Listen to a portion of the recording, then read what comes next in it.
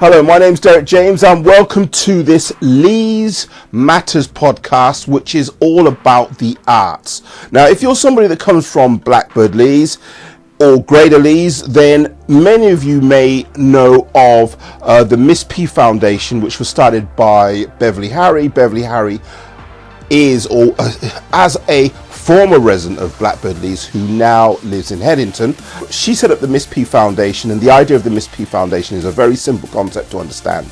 In 2009, her daughter Portia wanted to go to art school. She wanted to learn to dance, and the academy that she wanted to go to was Erdang. Anybody who knows anything about the dance world knows that Erdang is one of Britain's most prestigious dance academies. She didn't have the money, so Beverly and a group of people put together a fundraiser. They raised a lot of money, which was enough to get Portia her start in the world of dance at the professional level by going to one of Britain's best training academies.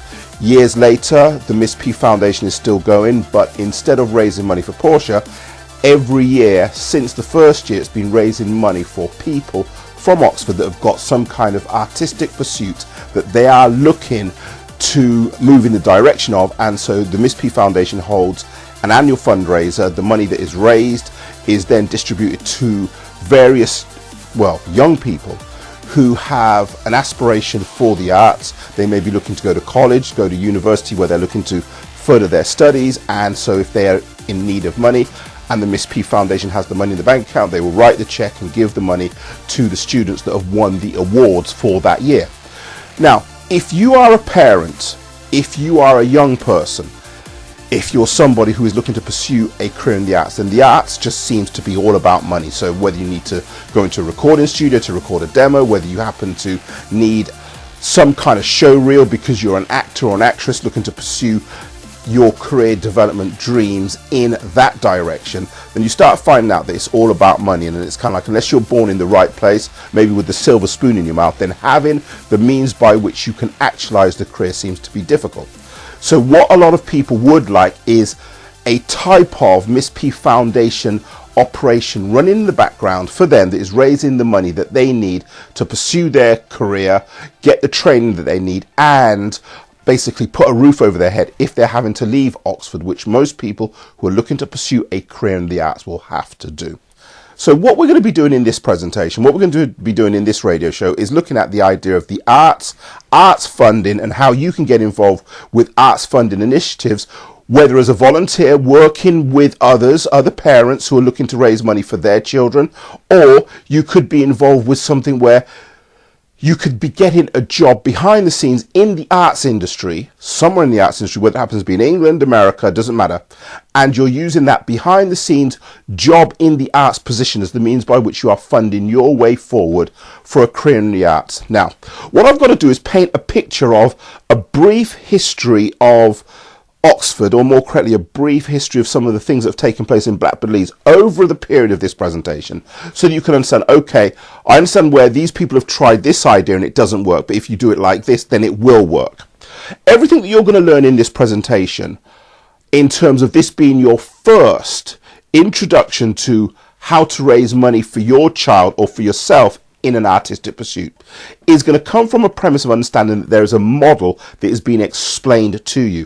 And everything that you are going to learn here in this radio show gives you an idea of how you can, one, raise money for yourself, but at the same time, you can be put in a position where you could be helping other people raise money, and that is where your value is. Because when you think about a career in the arts, the last thing you want to be doing if you're pursuing a career in the arts is working at Tesco's, working as a waitress in a bar somewhere.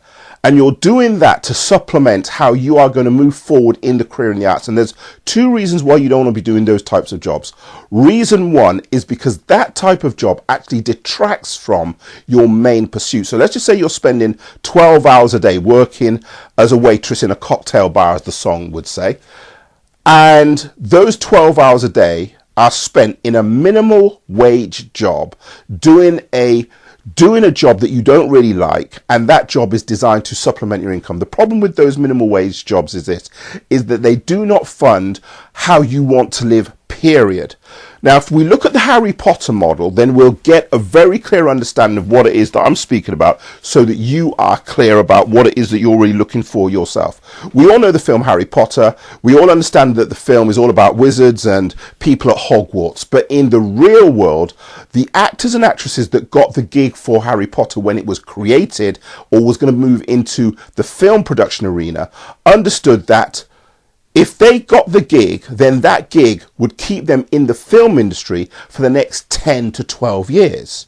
Because what we saw as Harry Potter Chapter 1, Chapter 2, Chapter 3, Chapter 4, and we can go on in terms of the films, as they were launched, we saw three main actors grow from children into young adults. And what they had during that whole period with Harry Potter was an education, because behind the scenes, the film studio had to pay for all of those children to be educated. We saw people who learned how to operate in the film business behind the scenes because they saw how the shots were being made, they understood how the special effects were being done, and so on. And so their development as actors and actresses was paid for by the film production that they were involved with. Now, in the ideal world, that would be the position that a lot of people would like to be in that your education is in the world of film, your education is paid for by the world of film, and what you had with some of the people from the Harry Potter world was that once the Harry Potter film series had finished and they were now 18, 19, there were some of them that took the money that they had made from Harry Potter, which was a lot of money, and some of them decided to fund themselves through education, go and get a degree, so they went to university for 3 years. But because they had the brand recognition status that they had developed in Harry Potter, they were then able to go back into the film world and then go on and make movies. They had not lost out on any education. They had done their education at the school of Harry Potter, so to speak, in that the Harry Potter film production, in terms of part of its bills for the production process, was paying for the education of all the children that were involved in the Harry Potter film. Okay, now with that being said, that's the way that it used to work in the world of film in the 1930s and 40s, when they had the thing called the studio system. If you were hired by a film company, now that's back then, it doesn't work the same now because the studio system is over. But if you were hired by a film company in the 1920s, 30s, 40s, then you would be signed to a deal where the film company would pay for all forms and all facets of your education in terms of whatever it was needed for you to become somebody who would be fully functional in the film business. Now, that doesn't kind of operate today.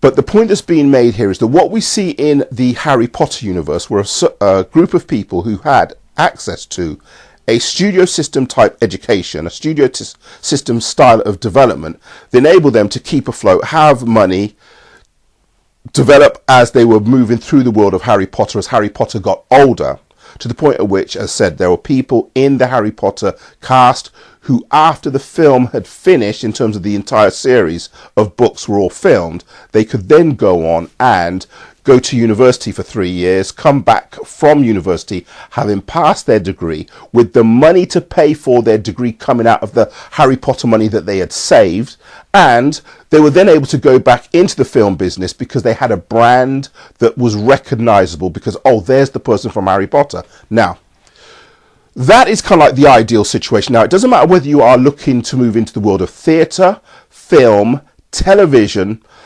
or the music business.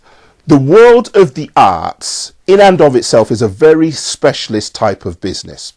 And so with that understanding, we've all seen the TV talent shows where there's somebody who walks up on stage.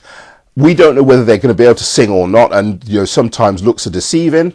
We all know that. But then there are those people who do not have the aptitude or do not have the talent to be a singer. When they are then rejected by the panel, the singer breaks down, cries, or when they are seeing that the sword of Damocles is going to come down on their head and they're not going to get accepted by a number of the judges, which means that they're going to be eliminated from the TV talent show.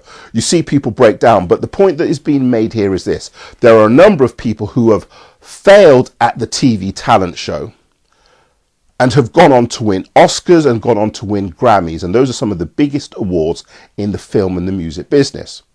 So TV talent shows don't always work for you. as seen with the example just given. And at the same time, not everybody's going to be in the position where they're going to land a role in a movie franchise like Harry Potter that's going to give them the next 10 years of movie industry development. And in that 10-year movie development process, they're going to become a good actor or actress. They've honed their craft, and then they're going to have the money to go to university.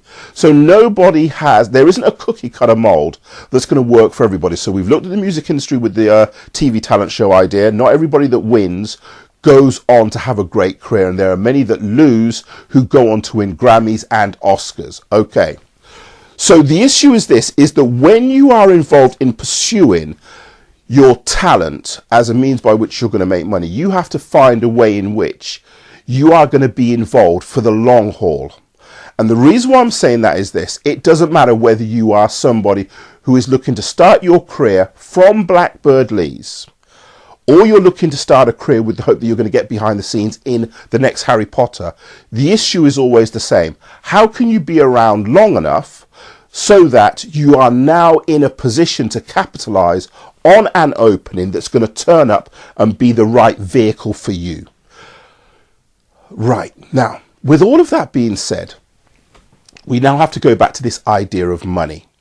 Money is the means by which you are going to fund your career from now until when you get the roles where you become the next Sigourney Weaver, who we know as the person who headed the Alien franchise, or you're the next Arnold Schwarzenegger, who we understand is the guy that for 30 plus years has been the head of in terms of brand image, the Terminator franchise. So whether you're a man or a woman, and then we look at the music industry, are you going to be the next Lady Gaga? Are you a member of a band where you're going to be known as the next, let's just say Coldplay, Radiohead, because they come from Oxford? Are you going to be the next Adele?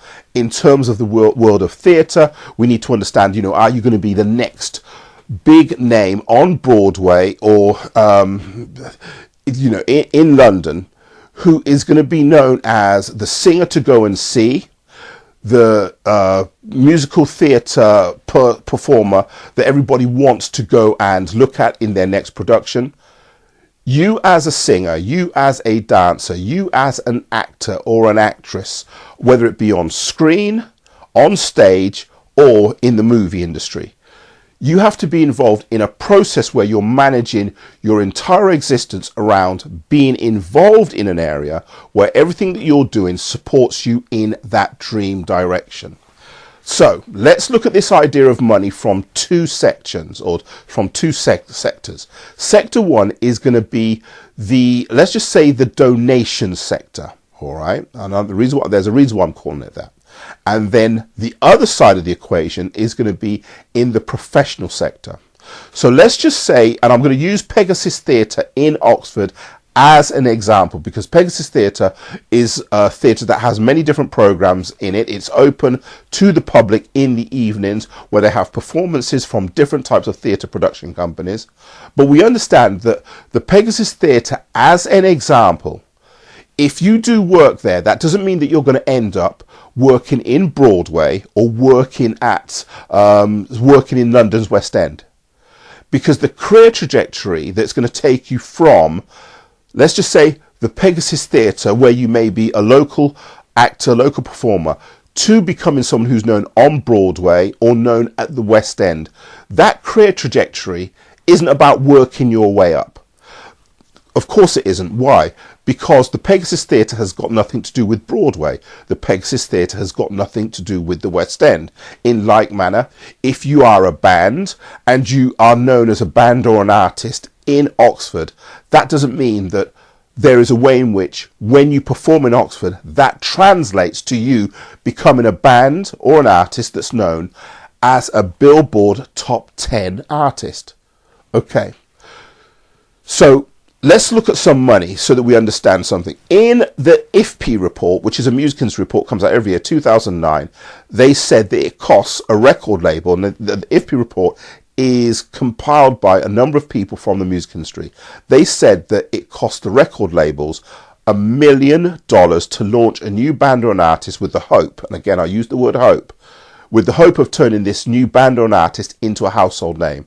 So the reason why we will have a Britney Spears or a Lady Gaga or a Beyonce, and we can go on, is because somewhere along the line there was enough money that was injected into their early career so that they could get the type of profile that would give them the career that we know them for now. And when you look at the price tag has been tabulated at being around about $1 million. When you look at a movie, the types of movies that people want to be in that launch international careers usually have somewhere in the region of 100 million invested in them. Okay. Now, whether we look at the music industry or we look at the film industry, or we can go on with the theatre world, because the parallels are kind of similar, being involved in the productions that have had the types of money spent on them that then brings what you are involved with to the public's attention is the issue. And that's why there is no correlation between doing something at the Pegasus Theatre as a local actor, doing something at, let's just say, the Bullingdon Arms as a local band, with an understanding that the money that is needed to turn you into the Radiohead, so using Oxford's one of Oxford's leading rock bands, globally known rock bands, as our case in point, without the money to turn Radiohead into an international brand, Radiohead would have been playing in local venues not known by anybody outside of people in the Oxford area. So you are somebody as a band or an artist that wants to be known globally in your field. So you have to be involved with the productions and the production companies, the managers, the producers that are involved with making high level events take place where you can be known around the globe. So some of the ideas that you're going to hear about in this presentation, in this radio show, have a lot to do with understanding that it's all about positioning and getting you to be in a position, in a location where the dreams that you have for yourself or the dreams that you have for your children are going to be able to be actualized because you're in the environment where something happens. So doing things locally in Oxford is not the end game. It's doing something that is going to give your name the profile that it wants, and that means that most of the things that you're going to be involved with will be outside of Oxford. And because of that, we're going to be speaking about the money that is needed to make a international career a reality. In 2007, in Oxford, an organisation called the New York Film Academy set up shop, and the idea was to have a branch of the New York Film Academy based in Oxford. So the New York Film Academy came, they set up shop, they did their thing, they had a couple of courses, they had their open days, they had their marketing spree, they spent money in the local and in the national press with regards to the types of people that they were looking to advertise to, with the hope that they would come to Oxford to have the New York Film Academy experience. The reason why the New York Film Academy in America is so good is really simple. You get to meet, if you are a student, people that are in the industry, people that have got names. You may meet the sons and daughters of famous people who are now looking to educate their children in the world of film, and they've sent their children to the New York Film Academy. If you went to America's New York Film Academy, i.e. New York or California, then the idea is really pretty simple. You were bound to meet someone in the industry. The Oxford branch of the New York Film Academy didn't have the same type of kudos as the American branches of the New York Film Academy, and that may be one of the reasons why the New York Film Academy, when setting up shop in England, in Oxford, didn't really take off. Because the reason why people went to the New York Film Academy was simple. You wanted to be in an environment where you would meet people in the business. So there were people in the business that were teaching New York Film Academy courses. But the New York Film Academy, as they started to, or as they tried to expand to other parts of the world, found that what they were doing wasn't as successful, because what the New York Film Academy was known for was having people in the industry that could help you get in the business. If we go back to 1982, a man by the name of Robert Redford set up the Sundance Film Festival, and it was understood that the Sundance Film Festival would have judges in the film festival who were all industry insiders, as writers, as producers, as buying agents who would buy movies and so on. Everybody that was inside, think of it as X Factor, but for people that had made a film. You'd already made a movie. So when the New York Film Academy came to Oxford, it wasn't as powerful as the New York Film Academy in America. When the Sundance Film Festival was set up, and it stayed in its present location, the location that it started in 1982 is where it still is now, Utah. It was set up by Robert Redford with an understanding that everybody who would be a judge would have the ability to talent spot those people who could make it in the industry if they had a chance. And the New York Film Academy, like the Sundance Film Festival, were facilitation platforms. In other words, you went there and you would find somebody in the business who could help you get in if you had the talent. In 2007, the British government gave Blackbird Leys £500,000, and with that £500,000 came an understanding that what they were looking for were ways and means by which models could be set up that would help people get into various industry sectors, whether it happened to be nursing or working in a school as a school teaching assistant. In the case of the part that I played in that 2007 investment, I worked with a group of people who had the idea of setting up a multimedia room that would give people the ability to get a career start in any aspect of the world of media that the tools that we had could give them the training and the inroads for. So there was one guy who came to the training and ended up working in Oxford University Press. That was a great achievement. There are other achievements, but when the project was taken over by other people who thought that the project was about teaching with equipment, they found that they failed for one simple reason. Like the New York Film Academy, when it came to Oxford, the brand name status of the New York Film Academy wasn't it. What people wanted was a way in which they could be with people that were in the business so that they had a friend inside the industry, much like Robert Redford's Sundance Film Festival. So when the people took over the project that had the money invested in it, to the tune of, well, for us it was £30,000 worth of filming equipment, studio equipment, editing equipment, viewing screens, and we can go on. As teachers, which they weren't that good, they followed in and fell in the same trap as the New York Film Academy. Where we are now in Oxford, and because we were given all of this money with the idea of we want models, I went on to build a model that now can be installed in Oxford, in Blackbird Leys, as a means by which you can meet some of the biggest names in the world of film and television. And as we listen to this presentation, you're going to hear exactly how that happens to be done.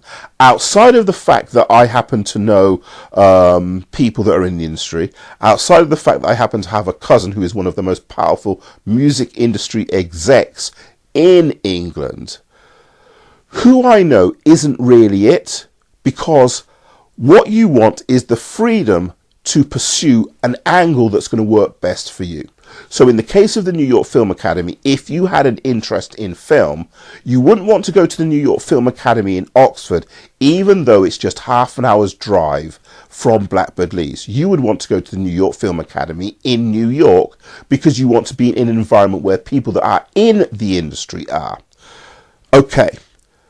So with that being said, there is over £1 billion, now I want you to listen to that, £1 billion in England available for those who know how to raise funds. Now that £1 billion, if you've listened to the BBC programme about fundraising and where various aspects and avenues are for raising money, then when you've listened to that programme, you understand, okay, so there's this money in England. If we knew how to raise that money, we would go for it. In the world of the arts, and literally half an hour away from Oxford, the Andrew Lloyd Webber Foundation is based in Newbury. We're going to be looking to approach them as an organisation to give funds.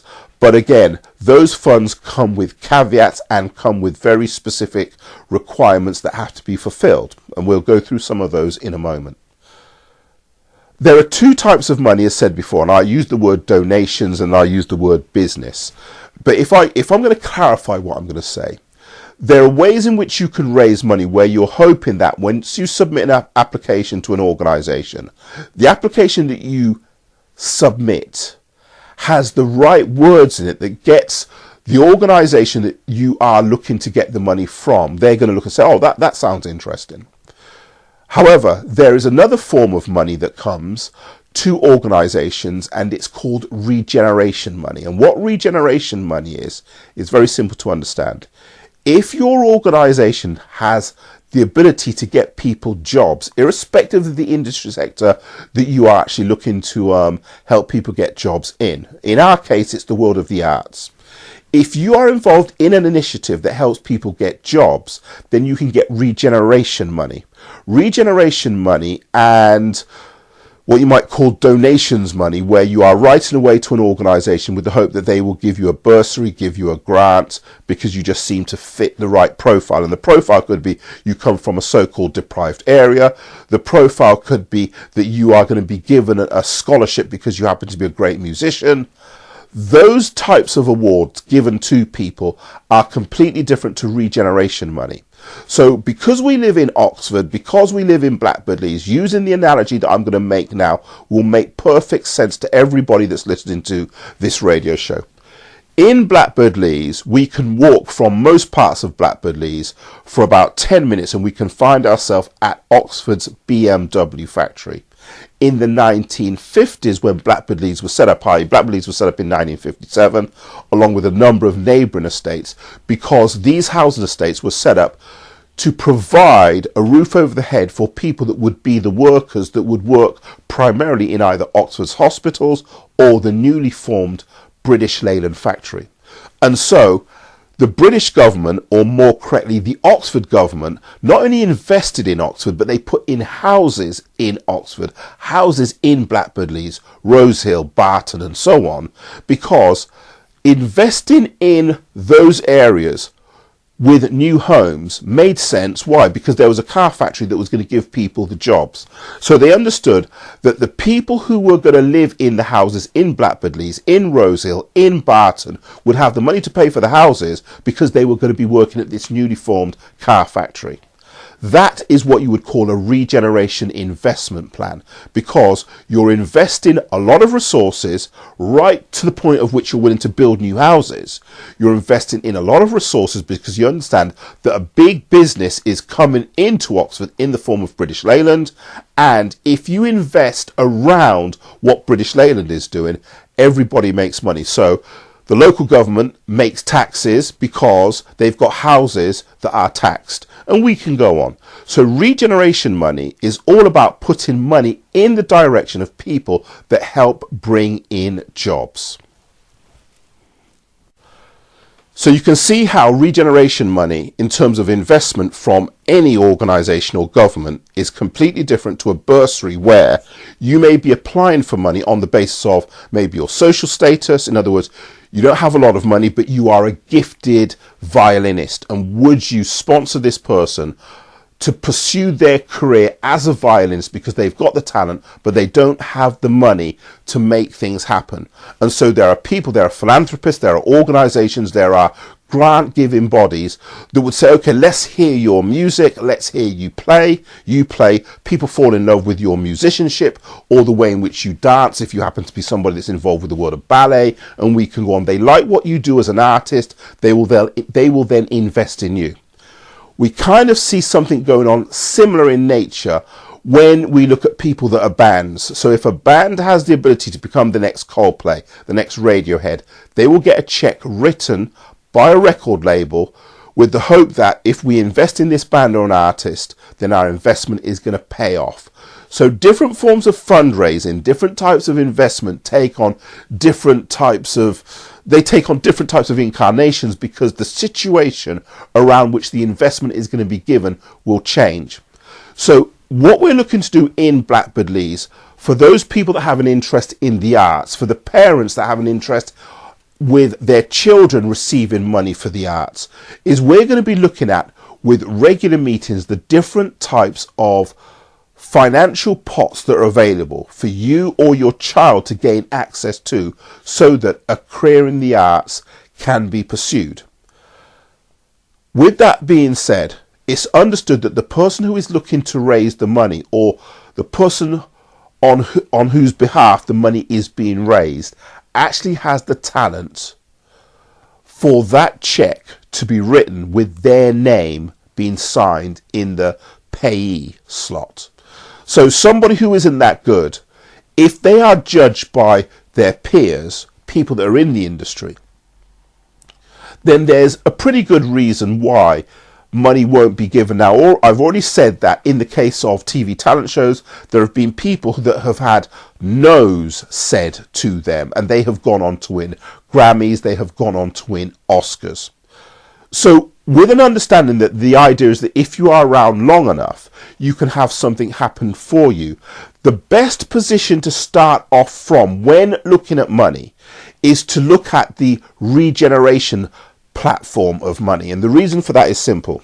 You can be involved with fundraising initiatives which are all about how something in the world of the arts, when engaged in, makes money, and that something can oftentimes be something that is separate to what you do or what your child does as their main skill. But the reason why learning how this stuff works is good is really pretty simple. If you or your child, so we're just saying that if you're over 18, then you're an adult, and so you're going to be looking to move into the big wide world of trying to make money and pursue a career.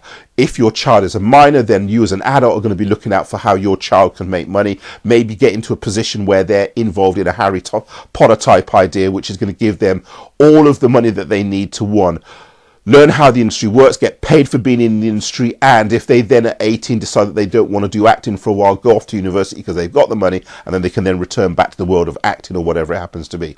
The reason why the regeneration pot is more interesting than the bursary pot is simple.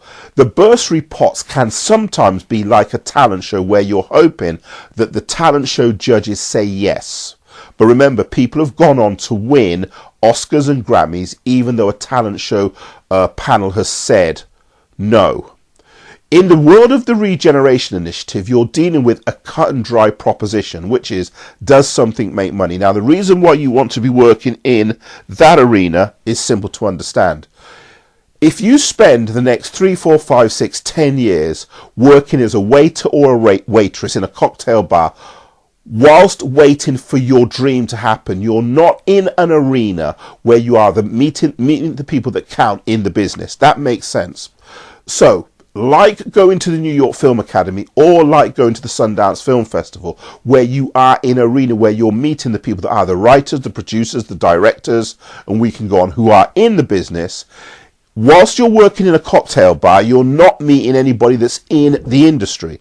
And so you don't have the stimulus, you don't have the inspiration, you're not even moving with the times of how the industry is changing. Fortunately enough, a few years ago, I was able to have an interview, as in a radio interview, with a lady by the name of Linda Opes. Now, Linda Opes might not mean anything to you, but she's written a book called Sleepless in Hollywood, which is a play on a film in terms of name. It's a riff on a film that she produced called Sleepless in Seattle, starring Meg Ryan and Tom Hanks. So obviously we know that film from the 1990s, but when you fast forward the clock to one of Linda Opes' more recent big-time productions, we all know Matthew McConaughey. We may know the film Interstellar. She was the person who produced Interstellar along with Christopher Nolan. So in terms of being a big-name Hollywood producer, Linda Opes is one of the most powerful and one of the most successful film producers, female producers in the business. And in an interview with Linda Opes, she was promoting her book, Sleepless in Hollywood. And she was saying, and the thrust of her book, and again, you can look at Linda Opes' videos on YouTube. The thrust of her book was really simple to understand. She said, listen, the movie industry of 30 years ago and the movie industry of today are two totally different planets. In today's world of films, you have to be someone who understands how to create IPs. I'll speak about that a bit later on. But you have to be someone who knows how to create IPs, because what film studios are looking to invest in are the IPs that already have some brand recognition. Now, an IP that has a brand recognition could be Harry Potter. Again, I'm using that as an example to illustrate a point, very easy to understand. Harry Potter as a book was famous. And so it made sense that the film studio that understood that Harry Potter as a book was famous, if you turn Harry Potter the book into Harry Potter the movie, the people that saw Harry Potter, who read, Harry Potter the book, would go and see Harry Potter the movie at movie theatres. And that's really how it kind of worked out. So when we think of like Marvel and the Marvel universe, having a superhero galaxy that came out of comics and turning them into film characters made sense, because people have been reading Batman for years. People have been reading Spider-Man for years. People have seen Batman and Spider-Man as Saturday morning cartoons for years. Updating those brands and making them adult friendly as TV entertainment or as movie entertainment made sense, because you were taking an already known IP, piece of intellectual property, and turning it into a movie. Now, the reason why, if you are an actor and actress who is looking at the small screen or the big screen, the reason why it's difficult to get into the movie business is because IPs are already known. Batman, Superman, Wolverine, Supergirl, the Hulk, and we can go on, are already known. So when they're going to turn an IP into a movie, if you do not have the type of build that Chris Hemsworth has when they're looking to cast for the movie Thor, then Thor is never going to be your role. So when Linda Ropes said the type of ideas that film companies are looking for are known IPs, working behind the scenes in the entertainment industry where you're helping ideas become known IPs is an easier way for you to earn money and be in the industry, where you're not trying to sell yourself as an actor or an actress in the first place. Now, if you happen to be fortunate enough, like Tom Cruise, where the very first audition he went to landed him the big role that started his career, if you're not like that, i.e. if you're not like Tom Cruise, then for some people, being in the industry where you're working in, raising money for, doing something in development where the area that you're working within gives you the money to keep afloat while you are pursuing your own big break, that makes sense. I said working in a cocktail bar doesn't, and believing that if you do things in Oxford, i.e. you're living in Blackbird Leys, that is going to translate to you. So let's just say you're someone who's a regular performer at the Pegasus Theatre. The Pegasus Theatre doesn't translate to Broadway. It doesn't translate to the West End. That makes sense. So you have to be in an arena where you are earning money, raising money, in a way where the money that you are earning, the money that you are raising, gives you the ability to be behind the scenes with where things are taking place, as opposed to being local and hoping that the local thing that you're doing is going to be the springboard to the international stage. Now, the reason why I'm saying that like this is that there are people in Oxford and there are people from Blackbird Leys who have been talent spotted by some of the biggest talent agents in the world because they like what they do and they've had or are in the position now to develop the types of careers that they want. And because they've been talent spotted, in other words, handpicked, they are being given the jobs or have been given the jobs that keep them afloat. If you happen not to be one of those people that has been handpicked or talent spotted, then the reason why you have to understand how fundraising works or how you can position yourself to be in an arena where you are earning money makes sense, because Harrison Ford, who we know as Han Solo, who has been Han Solo in Star Wars for the past 40 years, because it was 1977 when Star Wars came to the world. Harrison Ford was not the first pick for the role of Han Solo with Star Wars. Just wasn't. But the way things turned out, he became the actor of choice for the role that launched his entire career. When we look at a guy by the name of Michael J. Fox, who was a television actor, Michael J. Fox got the legendary role in the film Back to the Future because the people that cast the initial person, the first thought person for the role, said Eric Stoltz isn't working out. So Marty McFly, who we know who is in real life Michael J. Fox, became Marty McFly in Back to the Future because the people who were doing the casting said, this Eric Stoltz guy's not working out. They'd already started filming the movie. They'd already started doing the shots, and they were looking at what they were getting back and saying, this guy isn't it. So when they then went to make a decision for a replacement, the fact that Michael J. Fox was in their mind, and they said he's going to be a good alternative. Well, that can't happen for you if you are not in the arenas where your name is going to be even part of the consideration process. Now, let's go back to some money and let's look at some ideas here. I said that in 1982, not the New York Film Academy, the Sundance Film Festival was launched. And the Sundance Film Festival was launched because Robert Redford understood that the film industry is becoming more and more difficult for new talent to get a breakthrough. And so that's the reason why he set the Sundance Film Festival. He didn't need the money. He was already a multimillionaire from running a production company, being in the film industry, making many films that have gone down in film history. But he set up the Sundance Film Festival as a means by which new talent could get in. That is a completely different process to you being Harrison Ford, who's working behind the scenes in the film industry as a carpenter in the case of Harrison Ford. So that when George Lucas had tried every alternative, and he said, well, the guy that I had worked with in my previous film, he may be the best thing because I've seen what the others are like.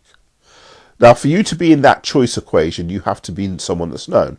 Now, in 1982, when the Sundance Film Festival was launched, the means by which you would get into the industry then was making films that could be seen by some of the biggest and the best in the industry.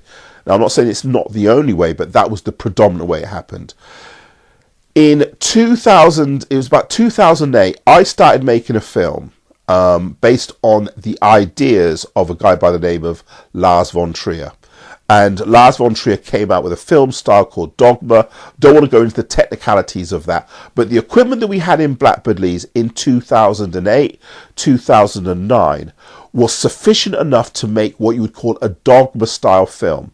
So I wasn't in competition or trying to be involved with the type of production values that you would see in a Jurassic Park or that you would see in Avatar. Far from it. The Dogma film style was a specific film style that was in vogue at a specific point in time. Dogma now is old hat. It's not a film style that people who are looking at films will say, okay, let's look at this Dogma film and see if we can see anything in it with regards to the actors, the actresses, we can go on. But Dogma as a film style, as it was known in 2007, 2008, 2009, was a film style that if you understood enough about film, you could make a movie. You could make a movie that was going to be competent enough that people that are in the business could say, yeah, we want to buy this. Now, if you fast forward to where we are now, so it's not 2007, 2008, 2009.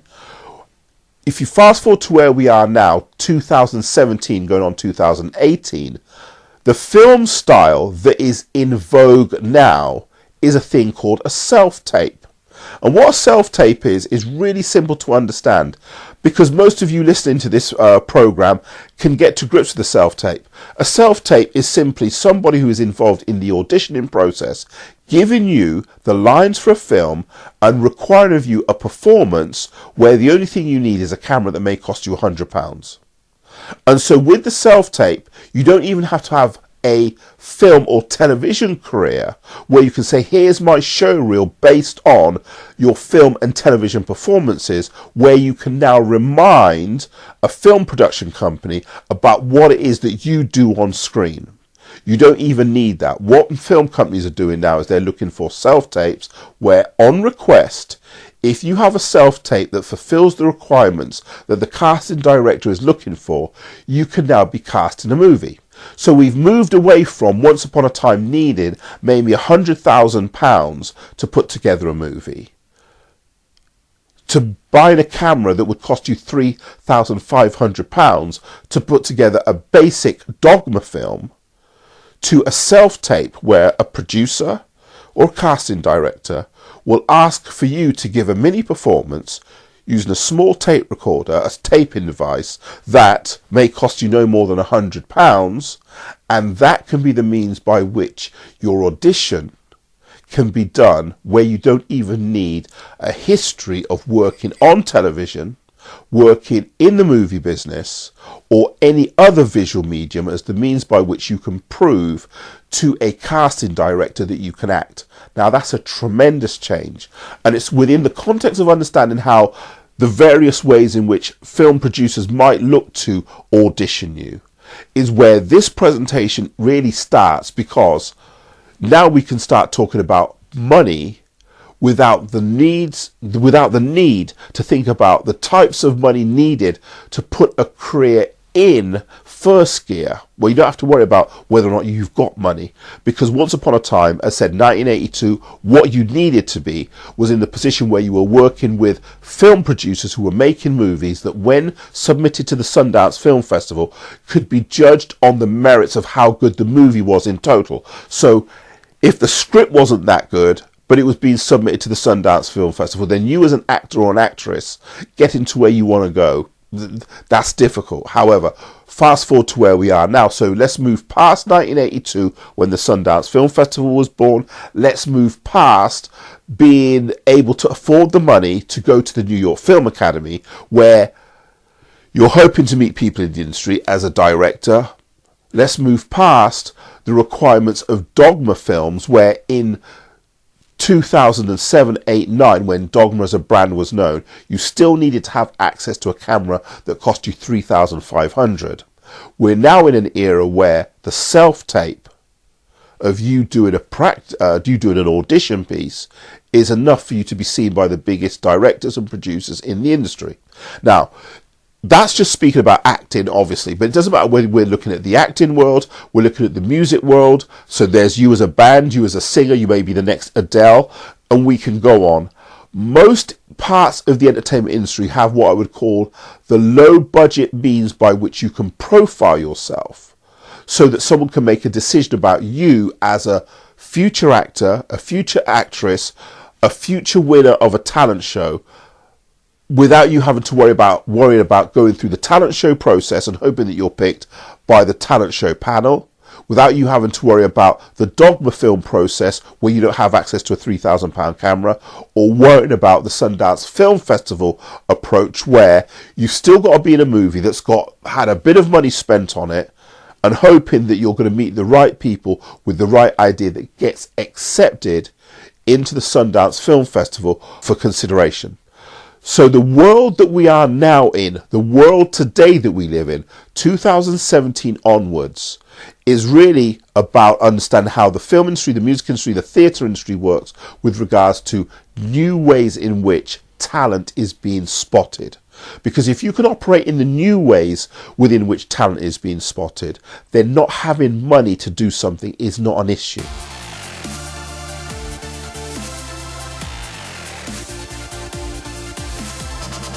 In an ideal world, if you're an artist, then someone will turn up, spot your talent, believe in you, put the gigs on for you, give you the film contracts, give you the TV contracts, give you the stage openings, and you perform and you get paid. Now, that's the ideal world. The truth of the matter is, there isn't an ideal situation to get into the entertainment industry, and I'm going to use a story to give you an illustration, because I'm going to introduce you to the Oxford. Now, I want you to listen to this, the Oxford Arts Exchange.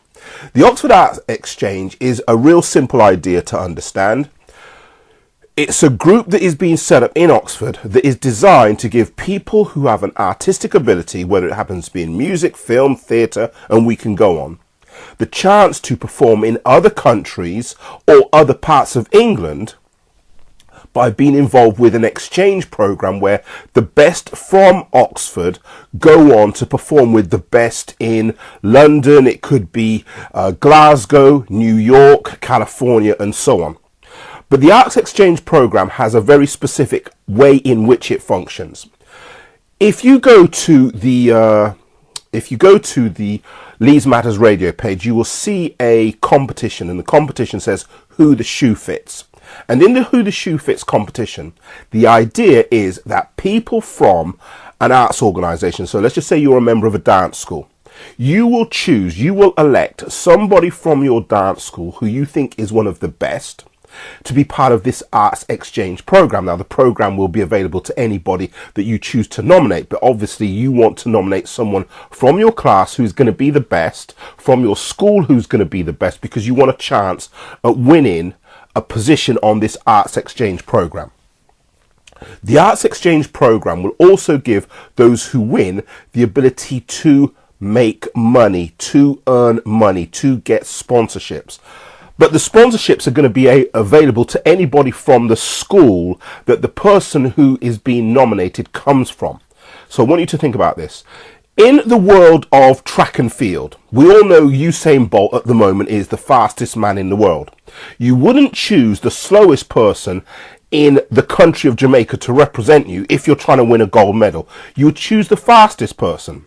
But in the world of the arts, it gets a bit kind of skewed because people believe that everybody should have a chance, and so sometimes people are chosen not because of their ability to perform at a level that other people can't. Sometimes there are favourites that are put forward, sometimes there's nepotism involved, and so the people that are put forward get put forward when really the decision should have gone in somebody else's direction. But if you want your entire school to win a position in an arts award, or should I say an arts exchange program, then it makes sense to put your best forward so that the best can help your school win. But in the world of funding, people will go around raising money for people that aren't the best. So they're looking to further the career options of their friends, their sons, their daughters, and not look for the best in the community, because we all know the movie Lord of the Rings. The Lord of the Rings as a movie is known globally. Lord of the Rings is a Hollywood movie, but Lord of the Rings is not made in Hollywood, nowhere near it, 4,000 miles away from Hollywood. And everybody in that location that is 4,000 miles away from Hollywood have got jobs with Weta Works, which is the production company that puts together Lord of the Rings, King Kong and other movies, because one person who happens to be very good at what he does, Peter Jackson, as a director, decided to bring the entertainment industry to where he lives, as opposed to moving to where the entertainment industry is, in the sense of moving to Hollywood, where if he singly, as a director, moves to Hollywood, then he can get all of the services needed to put together films like Lord of the Rings, to put together films like King Kong. But he doesn't help anybody in his neighborhood where he lives or where he comes from, which is 4,000 miles away from Hollywood. Now, the reason for saying that is simple. When you look at the Oxford Arts Exchange program, over a period of time, the way that it's designed to work is that people will be able to bring opportunities in the world of arts to Oxford, because they're taking their talent to other parts of the world, and that talent, once being recognised, has the ability to raise funding. Now, I'm going to explain how this all works over the next, say, 5 to 10 minutes by giving you some insights and giving you some ideas so you can go, oh, I get it. So as I said before, in the world of track and field, it's obvious that Usain Bolt, as the fastest man in the world, is going to win any race that he goes into, because he's got the speed to dominate the track and do what other people can't, which is get to the finish line first. Okay, but in the world of the arts, you may belong to an organisation, or the way that funding works is this. Everybody who is writing away for funding from the various funding pots that exist. So let's just say you have got in England the Arts Council as one funding organisation. Let's say you have got the Andrew Lloyd Webber Foundation as another organisation that you can write away to money for. When everybody's writing their grants, or shall I say their grant applications for money, everybody's saying that their project is deserving. Everybody's saying that they have got a group of people that are talented. Everybody's saying that they have gotten there, and all of the reasons why funding should go in the direction of a specific organisation are made, and everybody's claiming to be the best, the most deserving, having an organisation where the people in a certain part of the world are the most needy. But there's a problem with that sales pitch. Today, we are seeing a change in the world. In fact, the change in the world has been creeping up on us for a number of years. The people who are giving away the money The people who used to be able to give away money, the funding organisations, especially from the government part of the world. The funding organisations that used to be able to give away a lot of money to the arts is becoming harder and harder to access because there's less of it. And so what is now taking place is we have seen online systems like the crowdfunding networks that have turned up, where people decide to give money to various initiatives with the hope that what they're supporting is a deserving cause. Problem: not everybody who writes for an application is a deserving recipient. There are organisations online who have people that make applications on behalf of these organisations, where when you look at the applications from the people that the applications are coming from aren't, to be honest, they're all dishonest, or there are a lot of them that are dishonest, because people feel that they have to bend the truth, in other words, tell a lie, to get money. Now, it just happens to be that in Oxford, in 2007, when £500,000 was given to an Oxford project to find models, that Finding Models experiment, funded by the government to the tune of £500,000, I was part of the project. And a man by the name of Ben Jupp, who was a representative of government, he was a strategic minister working at number 10 Downing Street. He was looking for models. And so what I did for a year and a half when the project was started was I filmed a lot of the initiatives that were taking place in Oxford. I filmed the meetings that were taking place with the people with the suit and ties that turned up to look at the project as it was growing and as it was progressing, with an understanding that the £500,000 was given to find models. Now, earlier on you heard me speak about the New York Film Academy, which came all the way from America, set up shop in Oxford, and they were hoping that the New York Film Academy, the Oxford branch, would be as successful as the New York branch. Things happened where they didn't get enough people turning up to become students of the New York Film Academy. But the problem was really simple. Most people do not have £4,000, £5,000, £6,000 to go on a few-week course to meet people at the New York Film Academy with the hope that that's going to be the launch pad for your career. There are those who can afford that kind of money, but within reason, there are a lot of people that obviously can't. So the Oxford model, or the Oxford investment that came to us, that gave us the ability to start experimenting with models, for some areas it was going okay, for other areas it wasn't. But in the area of multimedia, things went really wrong. So in Blackbird Leys, we all know that there is a Blackbird Leys radio station that once upon a time was based in the Blackbird Leys Community Centre. Fully fledged radio station. The radio station, in terms of the licenses that it had to go through, the time that it took to get the licenses, we are talking about a 4-year process. David Norland, who was the head of the funding bids for the radio stations, took 4 years to fill out various application forms, and we can go on in terms of the whole process to get the licenses. At the end of that process, where the licenses were given, the idea was that the radio station, along with the recording studio, which again is still based at the back of the community centre, and the multimedia hub, would be the places where people on Blackbird Leys could go to get qualifications in 1, radio presentation, 2, multimedia, and 3, in music production at the studio. And you could get a qualification if the recording studio, the multimedia room, and the radio station were accredited with a reputable education provider.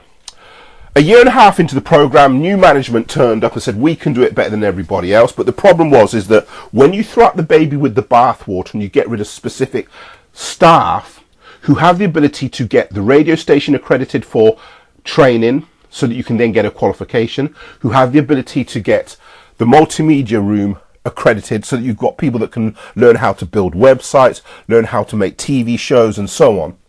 When you throw out the people who know how to actually put in place all of those mechanisms, you lose what you would call, well, your human resource is diminished because you're only as good as the people that you have in the team to pull off an agenda. And so the multimedia hub, the radio station, and the recording studio that is based in Blackbird Leys never saw its full potential because some of the staff that were there to help put in place all of the things necessary to get people training that would be accredited, well, some of them were basically constructively dismissed because the new management that turned up thought that they knew how they could put other things in place that would bring in money, get people jobs, and we can go on. And so when you look at their material that was put on the website as the new management, everything that they said they could deliver, a lot of it was fraudulent. Now, I want you to imagine that you are a child, or you are the parent of a child, if that is the real case, and you're looking for a means by which your child can get into the TV industry, the film industry, the recording industry. Having the tools of the film industry in Blackbird Leys, having the tools of the recording industry in Blackbird Leys, having the tools of the radio industry in Blackbird Leys are only as good as the people that are there to staff it if they can help the people from Blackbird Leys actually move into a position in the entertainment industry. Now, earlier on you heard me say that I have a cousin who is one of the most powerful music industry execs in England. But because I no longer had a place in the management at the Blackbird Leys Community Centre when it was under an initiative called the Learning Communities Initiative, there was no reason for me to be involved with helping people get careers in the music industry and using my cousin, and I'm just going to use that as an example because he wouldn't be the only person that I'd be contacting, but using my cousin as a means by which I'd be facilitating people from Blackbird Leys getting a career in the entertainment industry. Why? Because the program that was set up in Blackbird Leys was designed to be a model. And I want you to understand that a model, if we think of, say, McDonald's is a model. And what that means is this: McDonald's isn't a one-off restaurant. They figured out a way in which the McDonald's restaurant number 1 could become McDonald's restaurant number 5,000, number 10,000, McDonald's all over the world. Setting up models is completely different to setting up one-offs. So when you think of a one-off, what we see in Blackbird Leys today, 2017, is a one-off situation. We have got a radio station, we have got a recording studio, and the once was multimedia room where the equipment has disappeared. All of that which was in place or may still be in place doesn't have the ability to grow into other areas where you have a system where all people that are involved with the system with their talent can find a way in which they can meet some of the biggest and best in the entertainment industry, so they can then go on to have the theatre careers, the television careers, the radio presenting careers that they would like to have, because you need something that is a starting point to give somebody an inroad into a career where access to the career is, now I want you to listen to this, is fairly distributed. I used the idea of Usain Bolt being someone who can run, and he doesn't just run, he's the fastest person in the world, which is why he wins the gold medals. Now, in like manner, if you have got students who are art students in whatever field it happens to be, so it could be dance, it could be music, they could be singers, they could be people that are moving into the world of acting or want to move into the world of acting. Everybody who is participating in a process like that needs to have a means by which, when they are entering into that process, access to the career that they want is based on having fair competition. So in the world of Usain Bolt, the competition is fair because he may be the person that wins, but that's the whole point of the Olympic Games, to find the people that are the best in the world. In the world of arts, the idea is to find the people that are the best at what they do. So they could be the best comedians, they could be the best screenwriters, they could be the best. And the reason why we have an entertainment industry that looks the way that it does is because people like Steven Spielberg can bring us ideas like Jurassic Park. The reason why you choose not to look at other things is because they're not as good. So there has to be a discrimination process that is involved with people in the arts world, and it's all about talent. Now, nobody would invest in people that peak at average. And what I mean by that is this. When a group of rappers from Blackbird Leys approached me, or we got to speaking about the career of the music industry, being a way in which they could become financially independent or make a living from music, my job was not to judge their music and say they are good or bad. And at the time, I didn't tell anybody that I had a cousin who was famous in the music industry, because what then happens is people start treating you different. They start looking at you with a, if we are friends with Derek, then maybe he might use his contacts to help us get in the entertainment industry. The reason why that is an unfair request of me is because you're asking me to do something where you may not be deserving. It's understood that if I can get you to the Olympic Games, then it's then up to you as the runner to become the Usain Bolt. That makes sense. In the music industry, to launch a career costs a record label somewhere in the region of $1 million. That's just it. But you couldn't invest, you shouldn't invest. It would be stupid of you to invest $1 million in a band that doesn't have it to make it. What I did with this group of rappers was I said, listen, take your music, make it, get your best tracks, send those tracks to the DJs on the BBC that you think will play your music. So at that point, I was no longer, and I had no part in making a judgment about how good or bad this band of rappers were. Nothing to do with me. They heard what I said. They agreed to do what I instructed them to do because it all sounded great, because in their mind, they believed that what they were doing was great. As week 1 went by, week 2 went by, week 3 went by, and as the dates in the calendar started to unfold, they were not getting a response from the BBC DJs that they sent their music to. And the reason why they didn't get a response was because the BBC DJs that they sent their music to didn't like what they were doing. In other words, what they thought was brilliant in their own ears and in their own estimation wasn't good enough to cut the grade. Now we've got dancers in Blackbird Leys that have ended up on TV shows like Britain's Got Talent. Some of them have won. There are dancers that have had multiple thousands of views of their dance routines on YouTube because what they have done has been good. When we look at this rap band that thought that they had the ability to become Britain's version of NWA, for the want of a better term of description, or whatever parallel they were looking to make in terms of American comparison, it's obvious that they didn't. Now, I've got a friend who, as a singer, was flown from Britain to America by Def Jam, one of Britain's biggest labels, and they were looking to have talks with regards to signing him as an artist. The same person was, now I want you to listen to this. When Whitney Houston was alive, the same person was asked to write music for Whitney Houston. As a member of a band, so this is a different band, as a member of a band, once the attention was put on the singer, with the idea of they understood that he was now going to be writing for Whitney Houston, the band went and said this: wow, you're writing for Whitney Houston, but if any of the music that you're using has any similarity to anything that we're doing, then we want a percentage of the music. Now, I want you to think of a drowning person.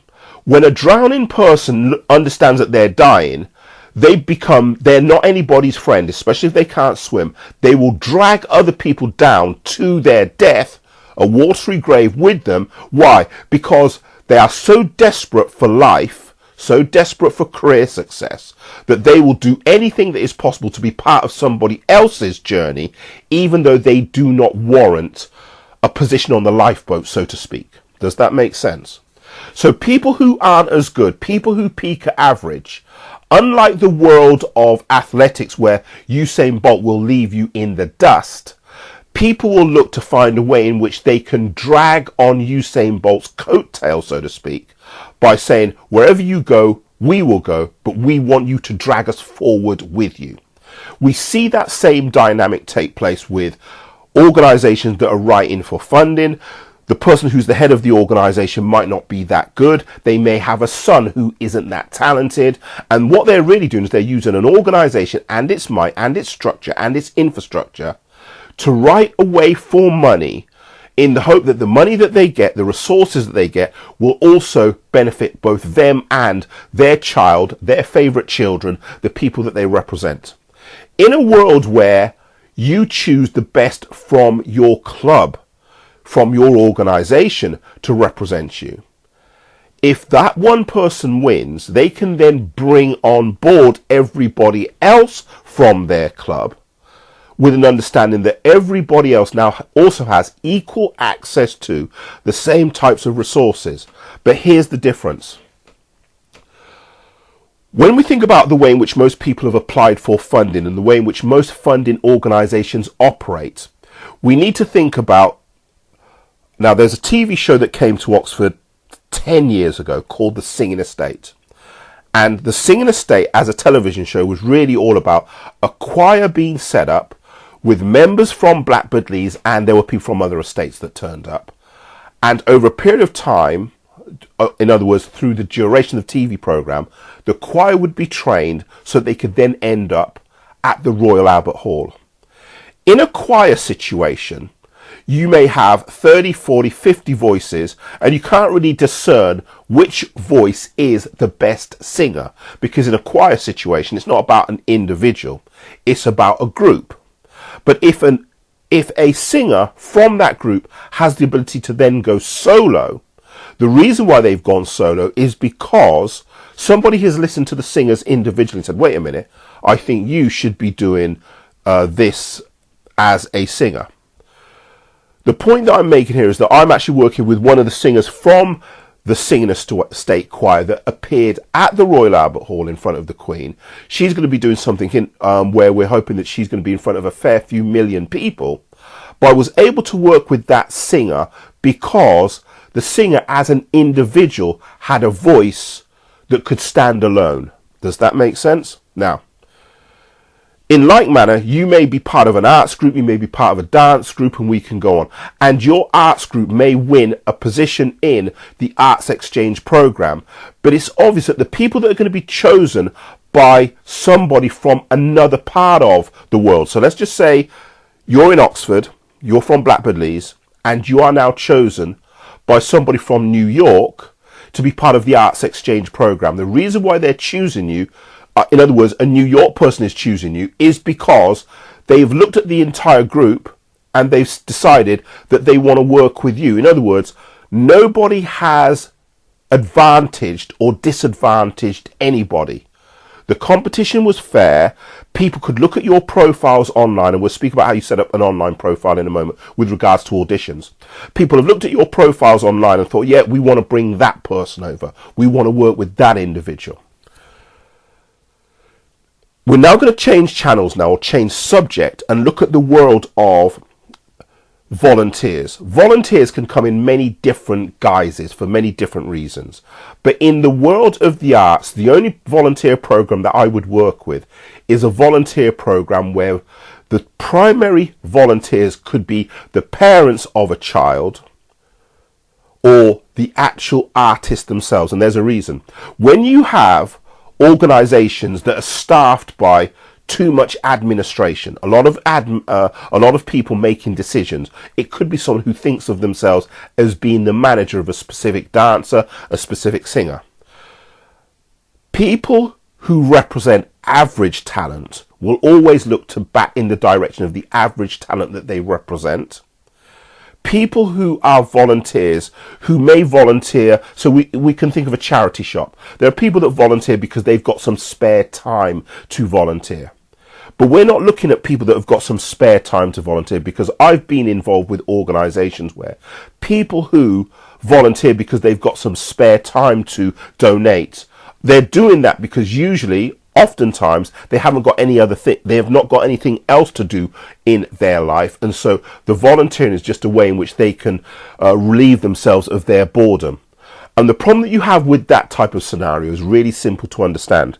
When you get volunteers who are cantankerous, who are just there as part of they want to be there as part of the power dynamics of a tool, or sorry, of an organization. They want to be part of the power dynamics of an organization. The problem with some of those volunteers is this: they make decisions which are all about who they want to befriend or befriend.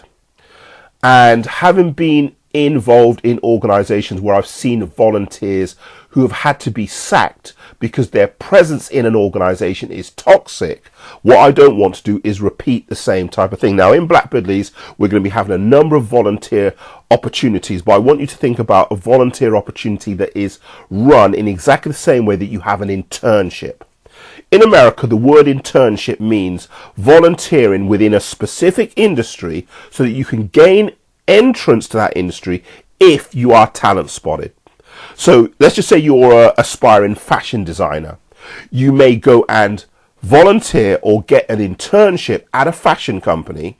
So you're turning up like an employee, and what you're hoping is that whilst there, you are talent spotted and someone says, yeah. So an internship isn't even, it's not really work experience. Work experience can be given to anybody, and you may aspire to be a scientist, but you could do an internship at a bus company. Work experience is really simply the way in which people orientate you to getting up at 6 o'clock in the morning, so that when you're now going to start your job at 9 o'clock in the morning and you finish at 5, you get used to having a 9 to 5 work week. And so work experience, where they just get you orientated to work in a normal 9 to 5 work week, that's one thing. But an internship is a bit more specific, because as I said before, if you're someone who has an aspiration to be involved with the fashion industry, what you're hoping for is a fashion industry internship. Now, we all know somebody by the name of Diddy, or P. Diddy, or Sean Diddy Combs. His names have changed a number of times over the last sort of 10, 15 years. The way in which he got into the entertainment industry and to become one of the world's biggest music execs based in America was he did an internship at a record label. The record label is known as Uptown Records. At Uptown Records, P. Diddy would volunteer, and so he would travel from one part of New York to the other part of New York, take money out of his own pocket, and take the train journey, every day, New York subways, every day, to go and volunteer at a record label. When the right time turned up, he made some suggestions about how music should be produced. The people that were listening to his ideas said, yeah, that sounds great. He did a remix of a project. Everybody liked the remix. He then got job 2, job 3. But he did the internship. He volunteered so that he could be in the environment where he could get the job that he actually wanted. In Blackbird Leys, it's understood that there are no big record labels, there are no big film companies, there are no big, and we can go on with regards to opportunities in the region that we live in for most people to get an opportunity to become the next P. Diddy, because the record labels don't exist here. That's what the Arts Exchange program is designed to answer. And when you think about most of the world do not live in New York. Most of the world doesn't live in London. Most of the world doesn't live in California. Most of the world doesn't live in Texas or Nashville. And so the Arts Exchange program is designed as a model to answer the proximity problem that everybody in the world of arts has, because most people do not live close to an industry heartland where, like P. Diddy, you can volunteer and use your volunteering as a means by which you can show that you're good for the job. So as we can see, Mr. P. Diddy Combs didn't get a job in the entertainment industry by applying for the job. And you've got to understand that there are literally hundreds of thousands of people who are applying for jobs, all looking at the same inroad, and there's going to be a bottleneck. Why is your CV resume going to be chosen above somebody else's? Well, all likelihoods in terms of probability, it's just not going to happen. That's not to say whether or not somebody is good enough or not. What we're dealing with is probabilities, the likelihood of you being chosen, and in an odds game, somebody's got to lose. Now, in a talent game, somebody can win if they are good enough. So the odds game is this: you and your CV, you and your resume, versus a million other people, versus you and your talent versus other people, and you rise into the top because you're better than. That's a different equation. So what we see with the Oxford Art Exchange is that you can be chosen by people in the area where you operate from, whatever the dance school is that you happen to be a member of, or so on, to be elected to be the person because you're the best, you're the fastest, but you need other people to nominate you. All right. Now, this is where it starts getting interesting. And if you look at a record label by the name of Motown, which had, now some of you may be old enough, others of you may not be old enough, and so the reference to Motown might go over some of your heads, others of you will get it. But when we think of people like Marvin Gaye, Smokey Robinson, Diana Ross, Michael Jackson, Stevie Wonder, and we can go on, they were all members of a record label called Motown. And what Motown was special for was just creating hit after hit after hit, with successful artist after successful artist after successful artist. They weren't all average. It seemed as if Berry Gordy had a way in which he would choose the geniuses, but it actually went one step beyond that, and this is where it gets interesting with regards to Berry Gordy. What Berry Gordy did in the early days of his record label was he signed people to record contracts. We all know how that works. So it wasn't what you might call a Simon Cowell X Factor type concept that Berry Gordy operated with. He chose people because they were good, they were talented. Now, on the inside of the label, he did operate a kind of a X Factor type competition, where what he would do was he would have a song that was written, and he would then say to all of the artists in the record label, here's the next track, here's the next song that I want to release, but it can only be released by the person that does it the best. And so there would be a number of artists who would all try the same track, and some people would just do the track better than others. The way in which they stylized the track made it work in a way that other artists couldn't do it. So it wasn't a question of whether or not some artists were good enough or bad. It wasn't a question of, because the reason why Berry Gordy signed all of these bands and artists in the first place was because they were the best. But some ideas needed to be tried on, like a suit of clothes, to see who actually wore that suit of clothes the best. And so with that, Berry Gordy's output in terms of the songs that he was putting out and the way that they were performed always just seemed to be genius. But what he did was he worked with genius singers, and then out of that genius talent pool, somebody would do the best version. And that's why Berry Gordy's record label, which was launched in the late 1950s, did something that was kind of amazing. But the way in which Berry Gordy worked with his talent, well, he didn't choose somebody to say, right, okay, I'm going to give this song to you, in the hope that in giving that song to someone who he had chosen, the song was going to come out brilliant.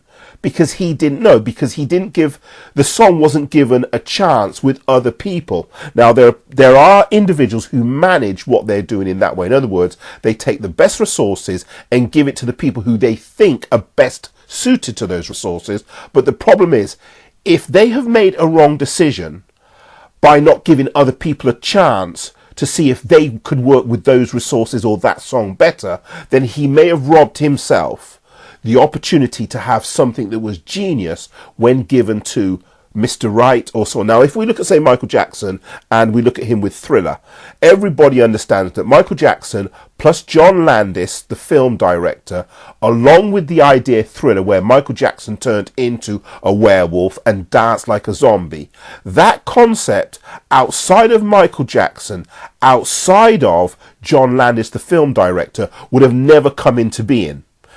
Okay, now the reason for saying that, and Michael Jackson had left Motown at that period in his career, because he now was able to kind of like do things on his own and come up with ideas that within the context of the Motown platform, well, Thriller would have never come into being. So everybody who comes up with ideas that are designed to bring people to the public's attention, some people come up with ideas that are better than others. We understand that. But in the early days of your career, what you don't want to be restricted by, or what a child doesn't want to be restricted by, are limited opportunities based on people trying to manage all of the resources themselves in a way that might be detrimental to you or your child. So again, with regards to who's listening to this, you've got to take the ideas and then basically reconstruct them to actually apply to you. Now, I happen to work in a field in the entertainment industry where I work with people, but I'm not limited by having this noose around my neck where I'm trying to find the next great talent, because that's not what I do, and that's not where I work. A number of years ago, so we're going to wind the clock back to around about 2004, I used to work in the world of anti-piracy, where record labels were literally losing billions of dollars a year, and I would go to a record label and associates, we could come up with the ideas where we could go to a record label and say, listen, we've got the technology that will slow down the rate at which piracy is eating into your profits, because people were getting music online for free, downloading it for free. They weren't paying for it. And so record labels were in a position where they were scratching their head trying to come up with new business models, and those new business models would arise over time. And that's part of what I'm involved with now. In 2004, working with people that had brand name recognition status with regards to them being producers and so on in the entertainment industry. That's where I was. And you could see that there were people in the entertainment industry that were struggling to get to grips with this new technology, because you can go online now and you can find bands and artists with 10, 20, 30, 40, 50, 80, 90 and 100 million social media fans. Now, if I choose a band or an artist, I don't know if that band or artist that I choose is going to be one of the bands or artists that is going to get 10, 20, 30, 40, 50, 60, 100 million social media followers. I don't know, because I'm not clairvoyant. However, if I make available the resources for people to get to 10, 20, 30, 40, 50, 100 million social media followers, that band or an artist, that singer, that dancer, that actor has the ability to do something that didn't exist 10 years ago, because 10 years ago there was no such thing as social media as we know it today. Now, why say it like that? We understand who Usain Bolt is. As said before in the early part of this presentation, Usain Bolt is known as one of the fastest people in the world. Give him the platform and he will beat everybody to the finish line. It doesn't matter who you are, what country you come from, how much money you've used to be trained as a runner. If you can't run as fast as Usain Bolt, it doesn't matter how much money I give you to make you into a star. If you can't become the person that is going to beat Usain Bolt to the finish line, all of the training that has been given to you isn't going to give you the gold medal. And that's the problem that a lot of people have in the world of arts today, because they're not sure if, when they back a singer, when they back an actor, when they back a stage play, if that stage play, if that actor, if that writer is going to be the person that's going to give us the new Harry Potter, is going to be the person that's going to give us the new gold record, is going to be the person that's going to become the next Lady Gaga, the next Michael Jackson, the next Coldplay. Because in this new arena of talent, it's not so much about who's the fastest to the finish line, but who can build the biggest social media following. We all know who Tom Cruise is. If you put Tom Cruise in a movie, everybody in the world is going to go and see that movie, because Tom Cruise has a brand recognition status where you understand Tom Cruise movie means it must be good. That's the way in which we think. Today, the way in which the world is moving towards is a way in which people are being identified based on how many people are following them on social media. Now, part of what I do is I develop and I use and I create music videos that are going to have virtual reality content in them, virtual reality ideas that can stand alone as separate experiences. I'm also involved with a specialist type of music video. And I'm also involved with using the technologies that are going to help people that are involved in the music and film industry get to up to 1 billion people with new media platforms. But you have to be somebody who is sponsored to have that. In other words, you're not going to get to 1 billion smartphones because you set up a great Twitter campaign. It doesn't work like that. You have to have the money that has been injected into a campaign to help you now start using these new technologies that are going to get you in front of these huge numbers when it comes to marketing a movie, marketing a film, marketing a television show, marketing a stage play, and we can go on. So I'm involved with people that are involved with theatre, I'm involved with people that are involved with music and film, and people will call me to sort out problems that they haven't figured out yet. That happens to be what I do. So many years ago, I used to be involved with a small record label. I don't do that anymore. Many years ago, I used to be involved with, I've trained people in Oxford, and I'm talking about people that were under the age of 15 who have gone on to win competitions where they could get recognition from the BBC. So having been around a while and having seen how the changes in the entertainment industry are emerging, there is no way that I would look to create a program that was old school. In other words, pulled on the ideas of the past, which really, in terms of today's world, kind of don't work. Now, let's look at some money so that we can illustrate this idea of what it is that has changed in the entertainment industry and why thinking the old way and why thinking the new way are completely different planets. Once upon a time, if you wanted to be seen by a casting director, you would have to go and audition. And in that audition, you hope that if you performed well enough in the audition, they would take you on board. Now, if an audition happens to be 2,000, 3,000, 4,000 miles away, i.e.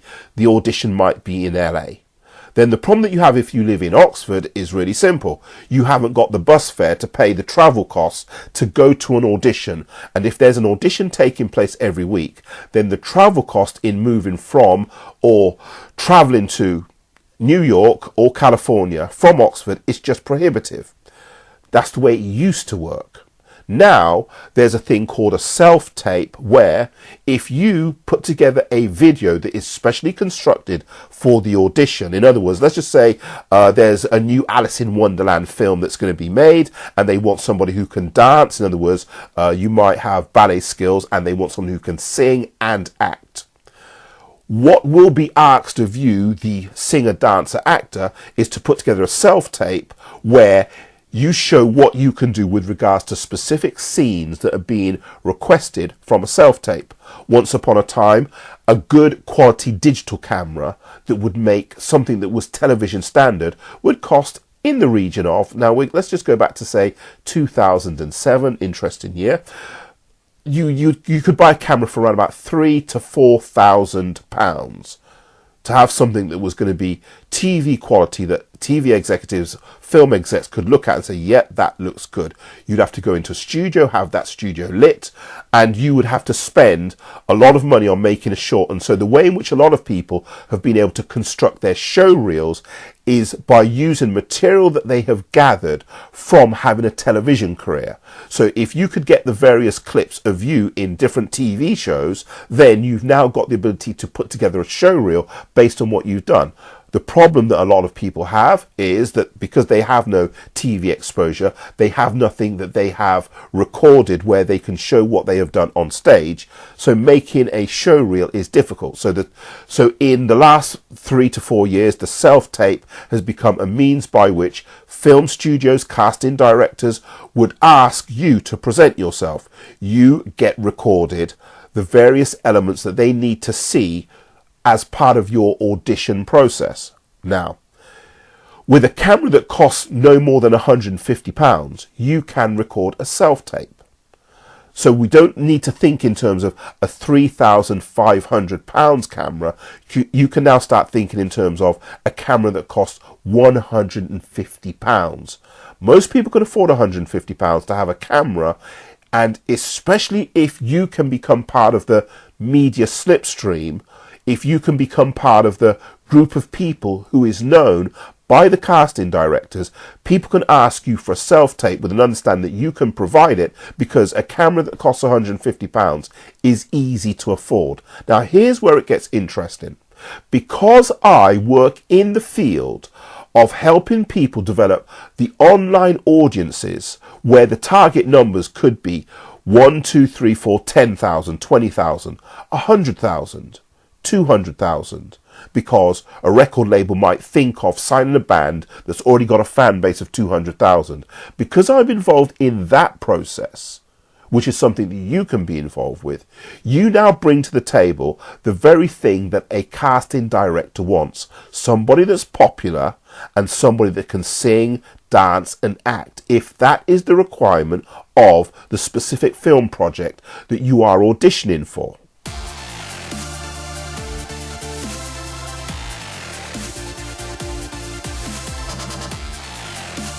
So let's collect our thoughts and see how you can understand that without money, you can start achieving a lot. Once upon a time, if you wanted to be involved with the showreel process, you would have to go to somebody who had a camera that cost around about £3,500. Having those types of tools is great, but for the self-tape process, not needed. We all know a man by the name of Tom Cruise. He came out with a film or a series of films under the banner Mission Impossible, and that franchise is still running.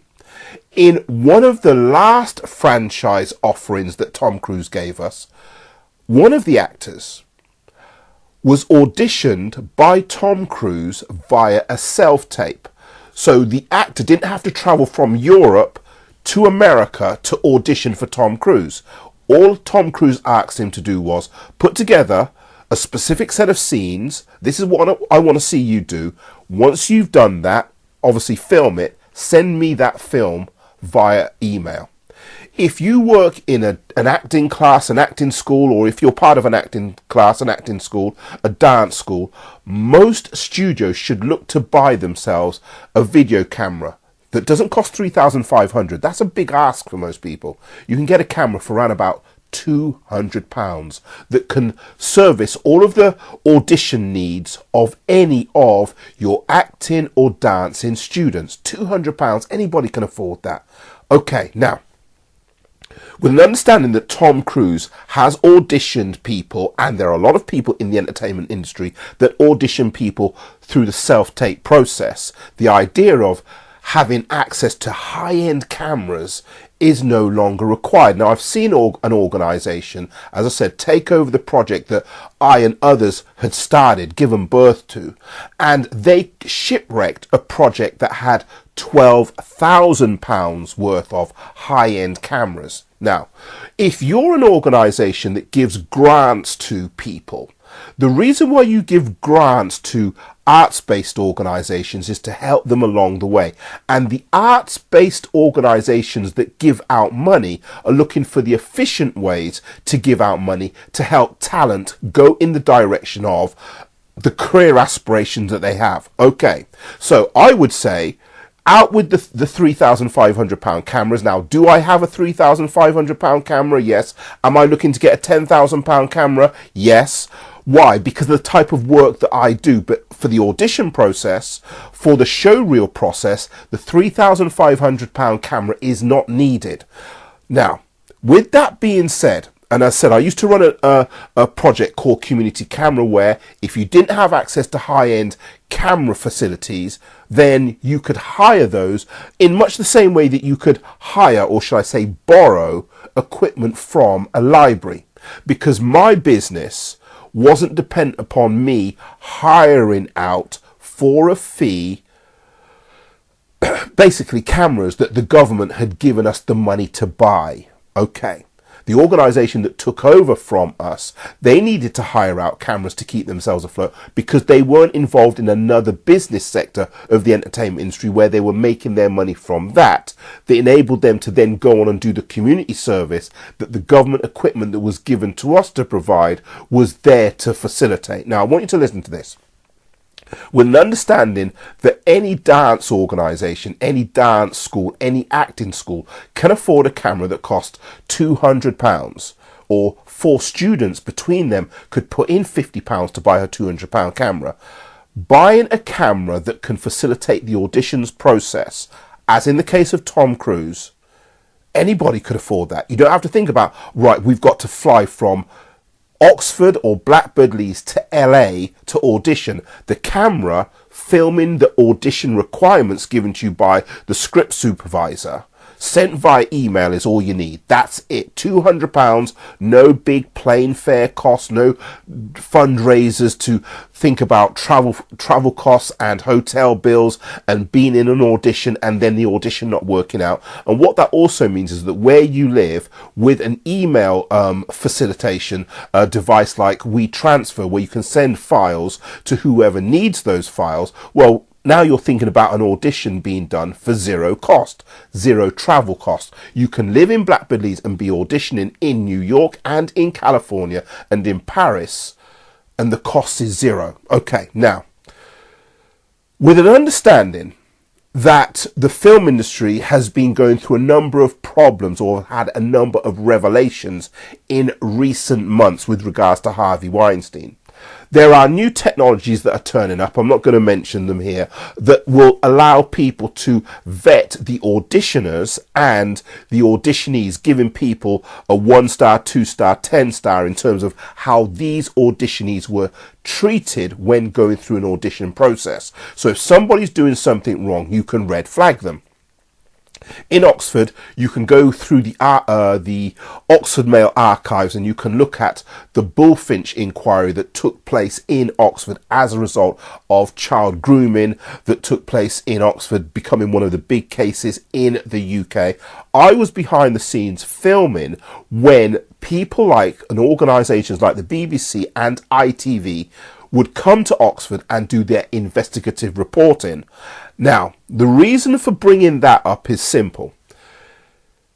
As you look to move forward, as the children that you represent look to move forward in the arts world, they're going to be involved with the audition process and everything that needs to be done to avoid the Harvey Weinsteins of this world need to be put in place so that you, as a plus 18, or if you're a parent who is now looking after a minor, the minus 18s are protected, shielded from the likes of the Harvey Weinsteins that exist in the entertainment industry as they do in Oxford with reference to the Bullfinch. It's just a part of society. Now, no film studio, no reputable theatre company, no reputable record label would want to be caught with their hands in the till, so to speak, or be identified as somebody that's involved with abusive behaviour. And where we are today is that new technologies are going to enable us to red flag these people so that they're not involved with something that you only hear about 30 years later. But already I have said that we have got technologies that are going to give an actor, an actress, a dancer, a music maker the ability to be in front of 100,000, 200,000, and we can go on right up to 1 billion people. And in the billion people arena, you need to be involved with the sponsored technology and so on. But you can develop the people in your film school, in your acting school, in your dancing school. You can start developing those people who have the ability to be media friendly, so to speak, as the commodities that can start getting in contact with the 1,000, 2,000, 10,000 people. And that's a process that I will be teaching you how to do. So we're not talking about the high end where you're working with 1 billion people or 100 million people. We're talking about something that is a bit further down the food chain. But the point that has been made is this, is that part of the requirements of future auditions will be, do you have a social media following?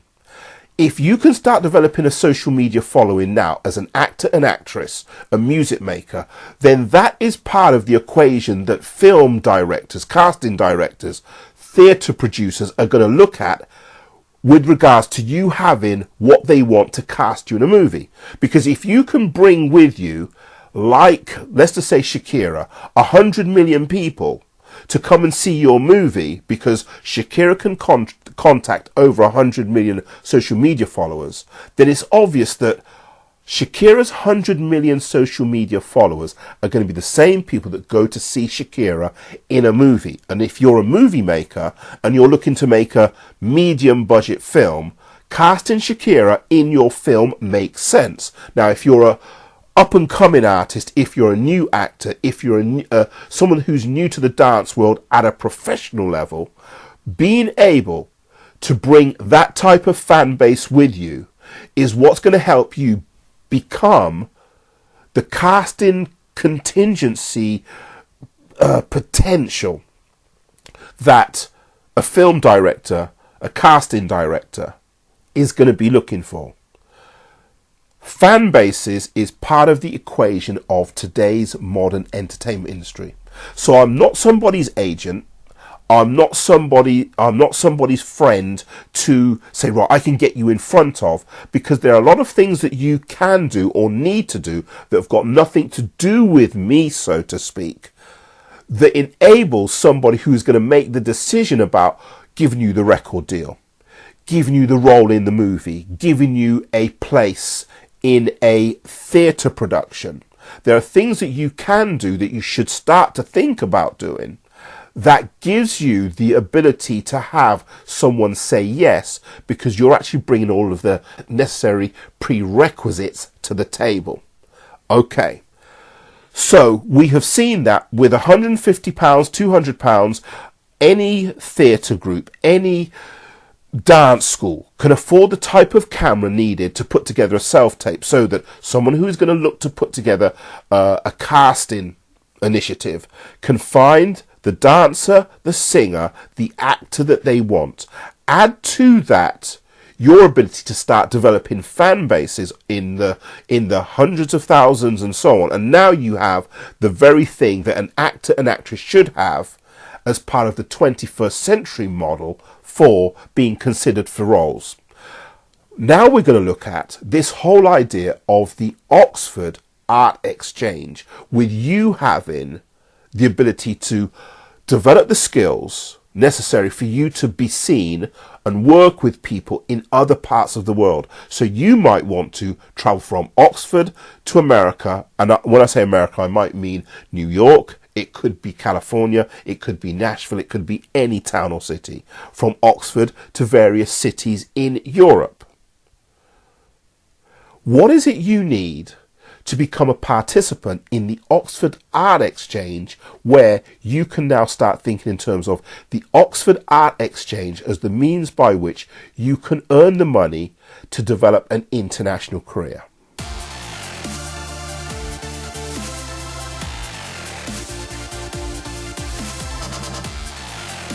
So when we think about an international career, we're really talking about the means by which you can be involved in your art, whether it happens to be music, film, acting on the stage, acting for the small screen, the big screen, being a dancer.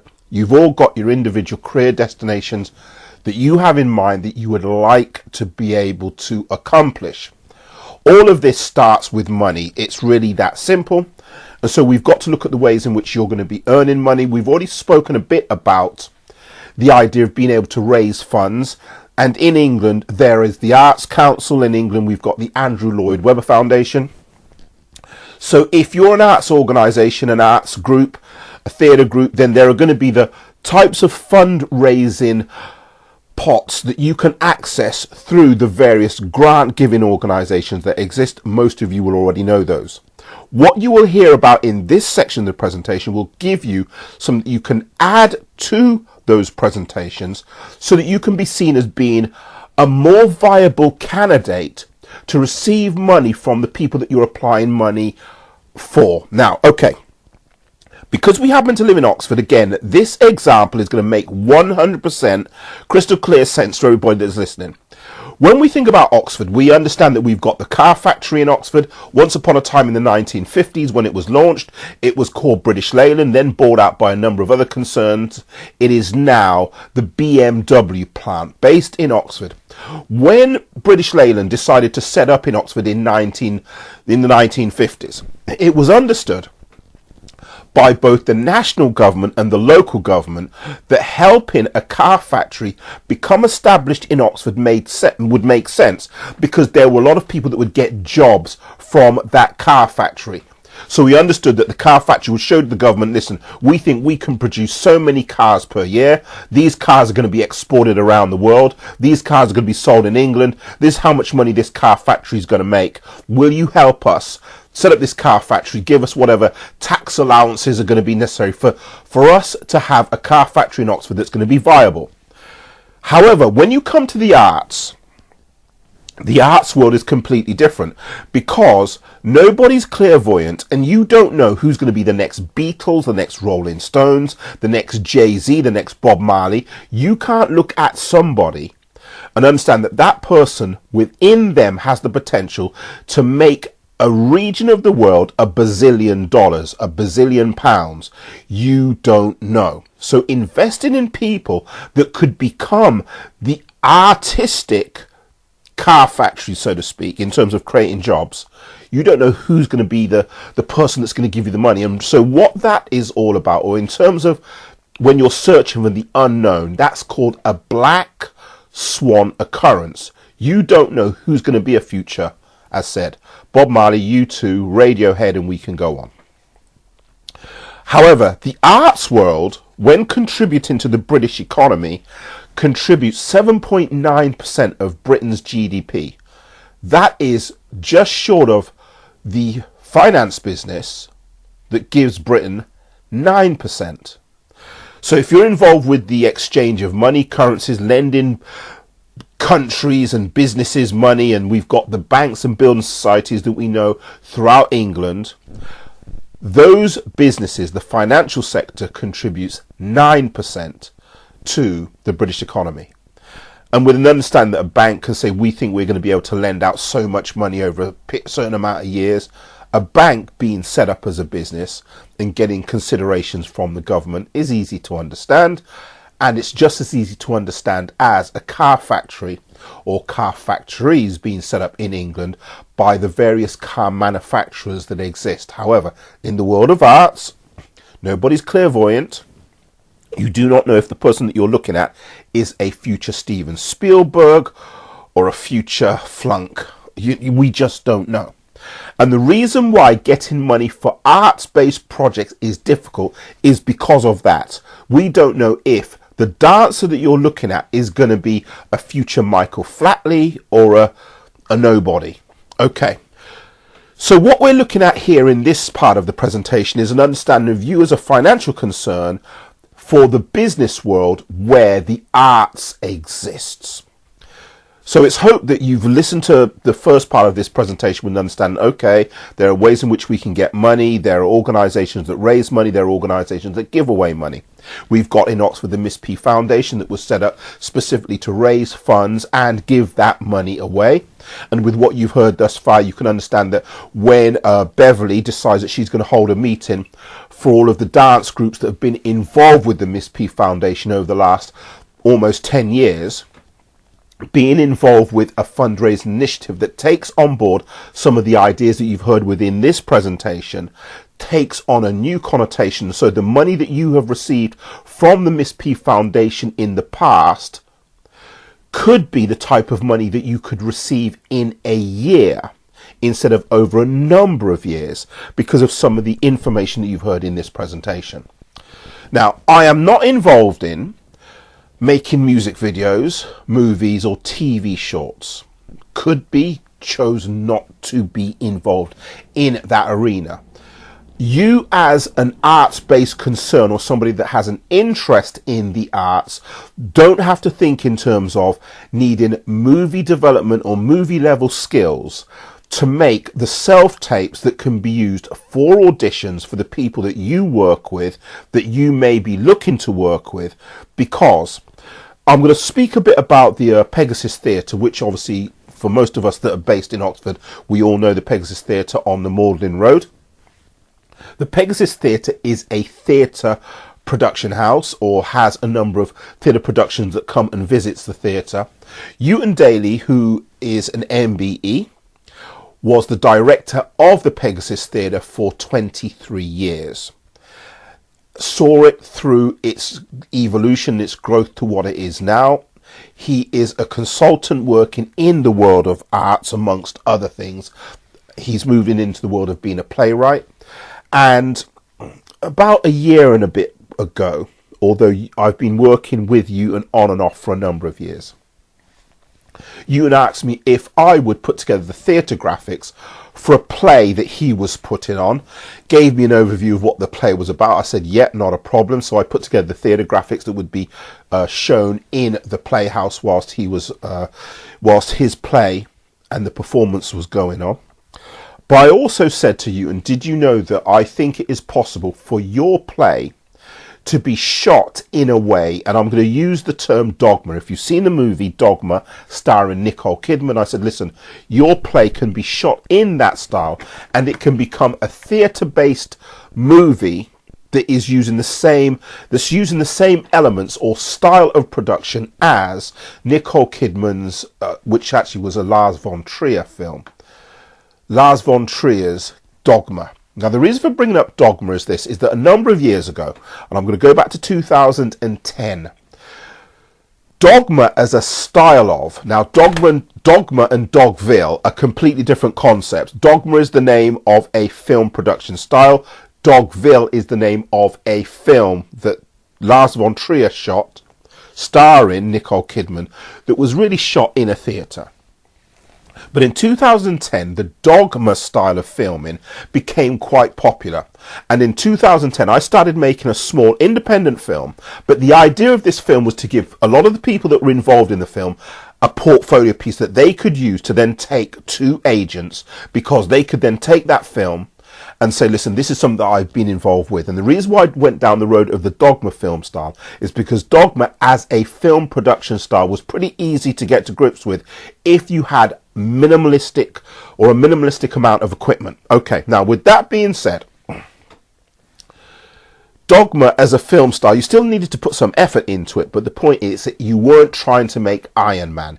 You weren't trying to make, and we could look at all of the big movies that have got lots of special effects, which most movies, when they are being put into production, have to compete with.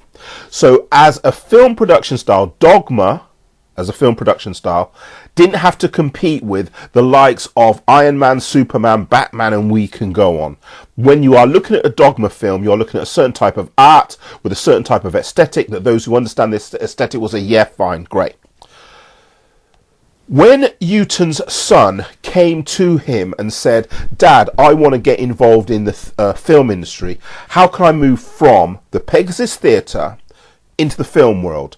Newton answered his son, and rightly so, what we do has got nothing to do with the film industry. Earlier on, you heard me speak about the New York Film Academy, and that the New York Film Academy in Oxford didn't really have the same type of weight as the New York Film Academy when it's in New York, with a lot of famous people going there or sending their sons and daughters there. And so most people are looking for the next logical step that's going to take them in the direction of their career going, or taking them in the direction of achieving an end result, which is saying that I had a good try, and if I failed, then I failed because I simply wasn't good enough. But most people don't even get to have the satisfaction of that type of realization, because getting into the entertainment industry in and of itself is difficult. But with what I've just said thus far, we understand that there's a change in the ecology, there's a change in the way in which you can audition and what people are looking for today. I've already given you the Tom Cruise example, where Mr. Tom Cruise looked to audition somebody who was based in Europe, and all they had to do was send a self-tape of the very scenes that Tom Cruise was looking to have them in. And what Tom Cruise wanted to do is kind of like road test these actors and actresses in these various roles to see if they would work. And he would use the self-tape as the means by which he would gauge somebody's performance. When the project that I was involved with, not so much it came to an end, I had to go in a different direction, because there were people, as I said, they turned up and said that we know what we're doing, we're going to run all of this, and they put on the website about how they could help people get involved in the entertainment industry. I just went to one of them and said, how are you going to do that? Because he had no way of facilitating what he thought equipment would allow him to do. Because they had access to equipment did not mean that they had access to the skills necessary to deploy a means by which they could facilitate people getting in the industry. And when it was all closed down, they closed with 0 results, because they didn't have any capacity to pull off what they thought was going to be possible with equipment. Now, let's just say you own a recording studio. And I know one guy who owned a recording studio who said that he was going to set up a management company as well.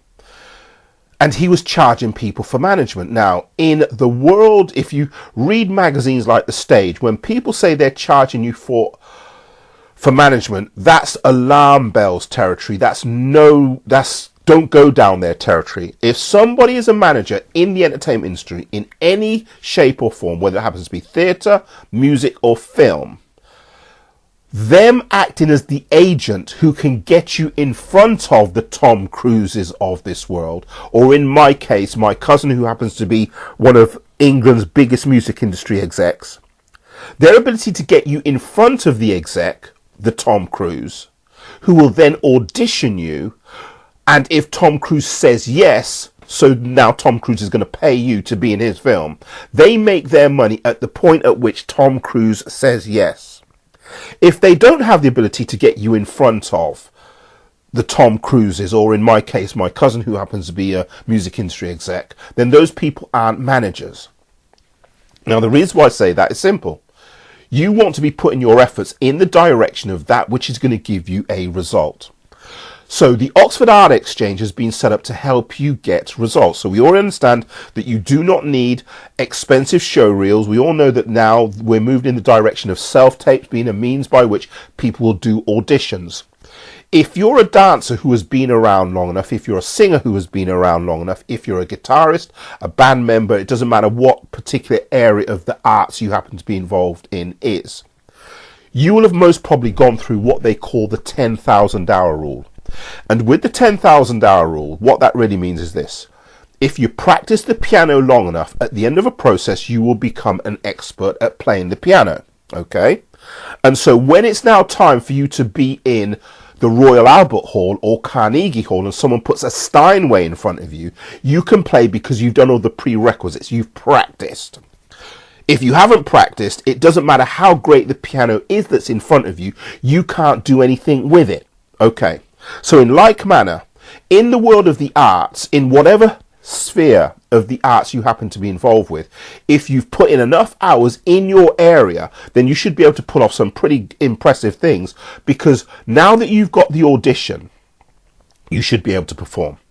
I wrote a book that was published in 2012 called The Direct Fanbase Revolution, and the purpose of this book was to show people in the world of film, in the world of media, this is how I think and this is what is taking place in the world of new media systems, and how these new media systems can be used to assist people that are involved with putting out high-level production movies, high-profile bands, and are looking to develop high-profile theatre projects, how new media systems can be used to get what it is that you've created as an IP, a piece of intellectual property, in front of up to 1 billion people, because the new technologies are facilitating that. Now, if you're looking at this video on YouTube, you will find 2 links. Link 1 will enable you to download this radio show as a podcast, so you can download the MP3 so that you can take it and make it mobile and listen to it again and again and again. But you'll also see a video link to the top 72 tracks that have had over 1 billion views via YouTube and other forms of media that can act as distributed platforms that you can access via your mobile phone. The people who have the ability to get these tracks to have up to 1 billion views are people that are in the higher levels of the entertainment industry that have got the money to make that happen. But what you'll see is that 1 billion views tally is not happening for every band or artist that is associated with a major label deal, because those skills seem to be very few and far between. And I happen to be one of the people who has been developing the means by which film companies, record companies and theatre organisations can get their projects in front of up to 1 billion people. Now, I didn't say that I was the only person that could do that. What I just said was I was somebody who was developing the means by which that could be accomplished. Now, in my first book, i.e. The Direct Fanbase Revolution, I outlined how this was possible. This was what was taking place. These were the technologies that were on the horizon. And this $1 trillion a year that has been rewiring the world since 1989 is making all of these new possibilities become a reality. Okay.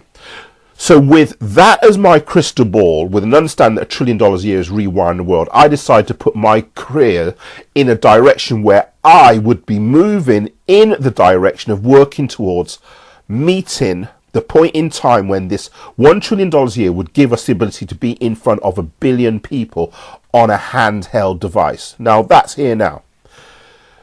If you are somebody that has a career aspiration for the music industry, the film industry, the theatre industry, then magazines, industry magazines like Music Week, The Hollywood Reporter, Billboard and Variety, those will be the types of things that you'll be reading. So we all know that in Oxford we've got a number of local music publications. Those local music publications have got nothing to do with what's taking place in the business world of film, in the business world of music, in the business world of theatre. Nothing to do with it. But the point that's being made here is this, is that you have to start pointing your gaze in the direction of the new and mass media world to understand where your career potential is when we start thinking about the Oxford Art Exchange. Because if you were to be the person who I was working with, who knew how to start developing your online fan base so that you can now have 1,000, 2,000, 3,000, 10,000, 20,000, 40,000, 50,000 fans, then automatically you become an actor or an actress that is showing that you have the competence to work with and manage talking to a lot of people online, so that when it's now time for you to do an audition, people say, oh, we want to work with that actress. We'll understand the technologies that are going to give people the ability to be in front of 1 billion people. Now, that's way past having 1 billion views. But the technology that are going to give somebody the ability to work with 1 billion people, you actually have a propensity, the ability to do that now. In the book, The Director Fanbase Revolution, I spoke about how $1 trillion a year is rewiring the world, and these are the type of technologies that are going to be able to enable people to be in front of up to 1 billion people. And at the time when that book was published, the systems that would give us virtual reality and artificial intelligence hadn't even come to the world yet. They were on the horizon, but they weren't anywhere near being something that I would put into the equation of the technologies that would give someone the ability to be in front of 1 billion people. But in 2014, when Facebook, Mark Zuckerberg, bought a small company that worked in the arena of virtual reality, the potential for virtual reality to become mainstream was automatic. And in one day, Facebook got 1 billion people to subscribe, to take an interest in future virtual reality content. So there are a group of people now that are working on virtual reality content that will be looked at through a virtual reality system that is going to be provided by companies like Facebook. In England, we need to think in a completely different way to the rest of the world. In China, there's a system there called Tencent, which is kind of like an iTunes stroke Netflix hybrid. And they've got 660 million people, so that's 2/3 of 1 billion, who have subscribed to looking at films through this platform called Tencent. And if you've just looked at the recent Wonder Woman movie starring Gal Gadot, then that film at the beginning it says, or it's got the name Tencent at the beginning of the credits, because they were one of the investors in the movie. Right. So imagine if you, as part of the Oxford Art Exchange, could go to various countries where they're holding seminars and workshops, and you could be talking about these new technologies. Now, the reason why you can speak about these new technologies is because you would be getting information from the horse's mouth, i.e. me, because I'm working in the world where those technologies are being deployed and developed. As I said, there are only a handful of people in the world that are doing that. I happen to be one of them. Now, with that, we now start to see a different type of ecology for film, music and theatre starting to develop. Because, as said before, if you walk around Oxford, there are a number of people from Oxford, a good percentage of the population of Oxford, that work at the Oxford BMW car factory. And the Oxford BMW car factory is going to be there from now until whenever, or if trading situations in Europe change and make it not viable for BMW to be there, then they're obviously going to move. But what we're seeing here is this, is that as more film companies start to have director fan base revolution fan bases, they are going to be able to predict how successful their movies or their actors in movies are going to be at bringing in audiences to band tours, to films to theatre projects, and we can go on, because with a fan base of how many million people, you can predict what an economy or what a business sector is going to turn over. You as an actor, an actress, a music maker, are in a position that the actors and actresses and music makers of past generations are not, because you're now moving into this world of the direct to fan base era that new media systems are really part of.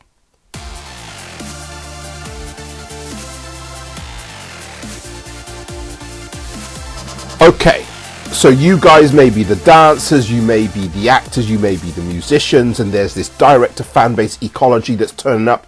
If we move into the world of music, you can see that Shakira, with 105+ million social media followers, so in terms of a country size, you could equate that to 1/3 of the population of America. Shakira can sell out an international tour in 2 hours. As soon as she tells her 110 million social media followers that she's going on tour next year, the tickets for that tour can be sold out in a few hours. Now that's insane in terms of productivity. Shakira can predict her own future because she has a big enough fan base to allow that to be possible. But as other industry sectors, the theatre world, the dance industry sector, the movie business, and we can go on, move into this new direct-to-fan base ecology, things change. Now, 1.6 billion people, if we look at the social media followers of Facebook and all of those that are subscribed to Tencent, that's 1.6 billion people. That's almost 2 billion people. Because China, having Tencent, is really, I call it, the center for Asia, because as China and its company Tencent then starts to reach out to Korea, to Malaysia, to Japan, and we can go on. Tencent is now able to reach, or will be able to reach, 1 billion people too, like Facebook.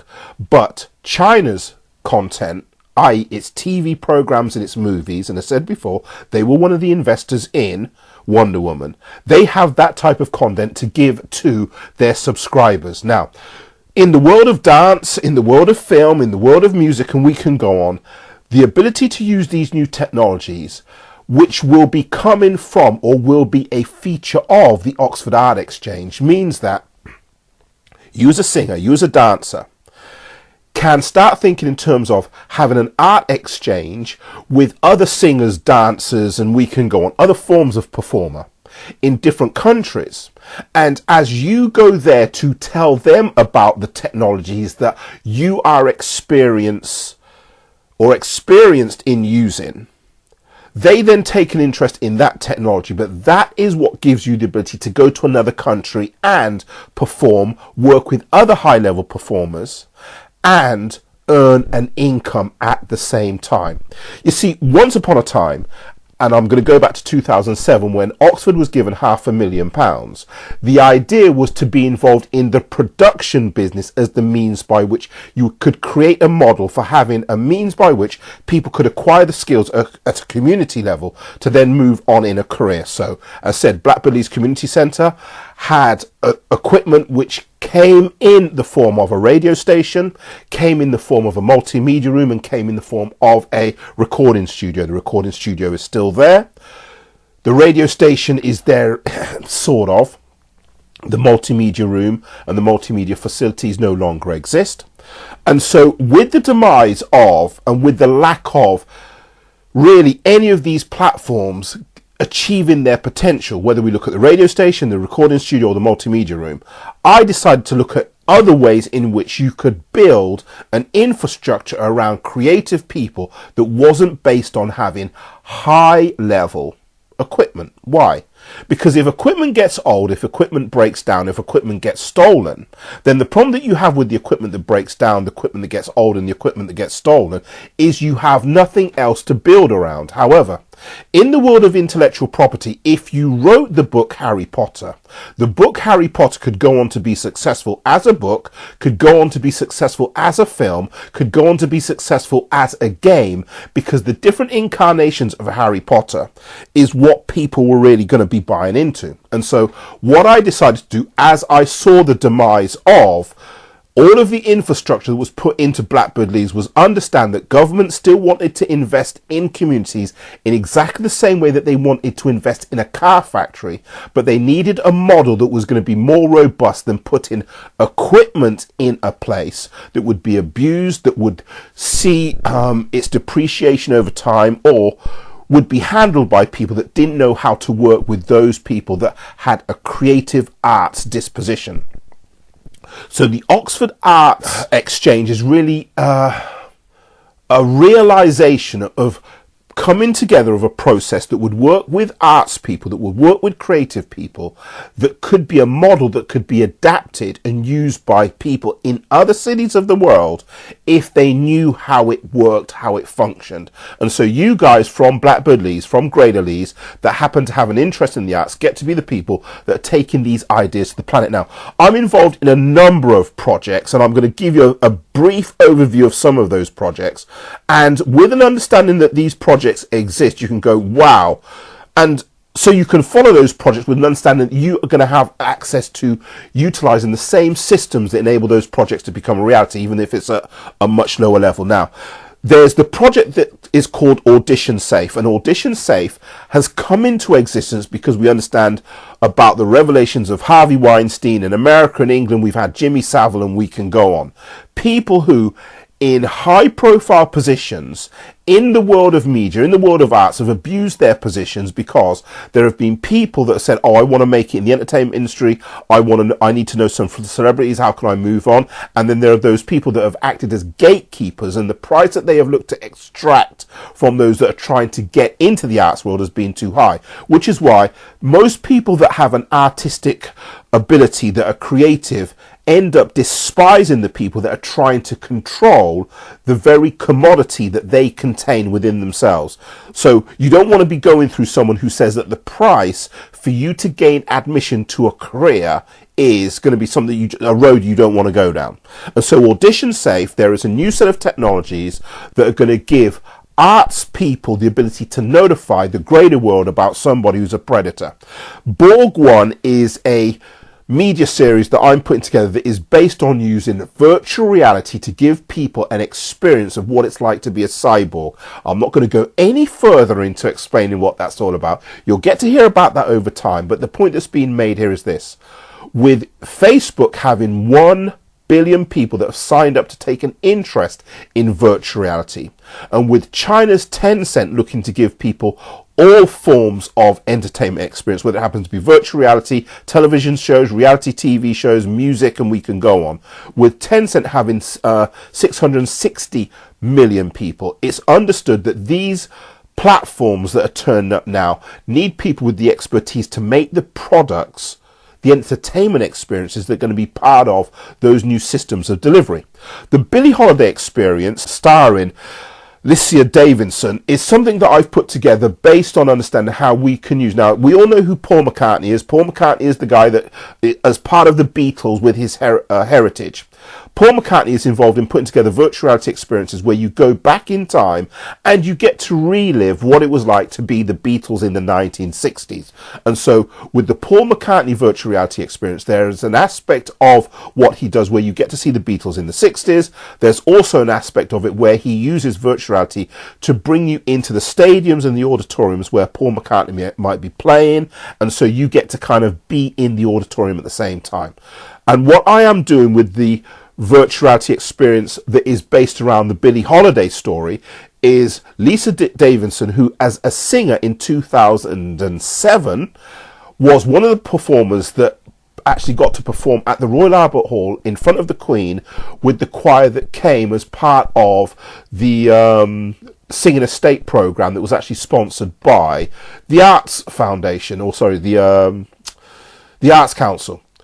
And what happened was, because I teach now and again at one of the Oxford colleges, I put on a course which was all about how to get involved with the entertainment industry, and how to move behind the scenes and meet people behind the entertainment industry.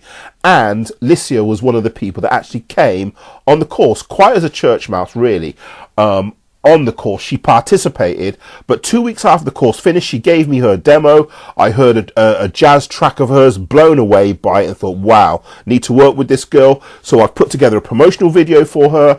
We've got together some other bits, got her an agent, and once the promotional video turns up for the virtual reality experience, the Billie Holiday experience, Licia is going to be involved with a music video concept that works with virtuality that I'm going to be looking to get in front of 40 million African Americans. Can't go any more into that because, again, this is one of those watch this space and see how things develop. But Licia is somebody from Blackbird Leys. Now, Guanji Island, you're going to find that kind of interesting. I'm not going to say that it is Jurassic Park, but anybody that is a fan of the dinosaur film knows that in the 1970s, a movie called Valley of the Guanji came out. It was kind of like a cowboys and Indians meets Jurassic Park. And it came out well before Jurassic Park. No, and Valley of the Guanji, I believe, was 1960s. So obviously a long time before Jurassic Park came to the big screen in 1993 is when Jurassic Park came to the world. Just scratching my head there to find the date. Now, with an understanding that Martin, who, if you were somebody that went to the Miss P Foundation performance in August 2017, so there are a number of Oxford-based dance groups that were there as part of the Miss P Foundation fundraiser, of which a number of arts groups profited from the money that was raised at the Miss P Foundation fundraiser. Martin was somebody who was one of the actors. He was the lead actor for the role of the Emmett Till story. And with this story being performed by 4 to 14-year-olds, well, there were a couple that were 17, but the majority of the cast was 4 to 14-year-olds.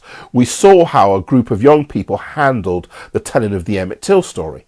But with that, I saw Martin, thought he's a good actor, and I basically took Martin away from Beverly, and I said, listen, you know, we have got this project. Do you want to be involved? And so Martin has got the ability now to be involved in a film short that is going to have him on a mysterious island where he gets to confront a dinosaur.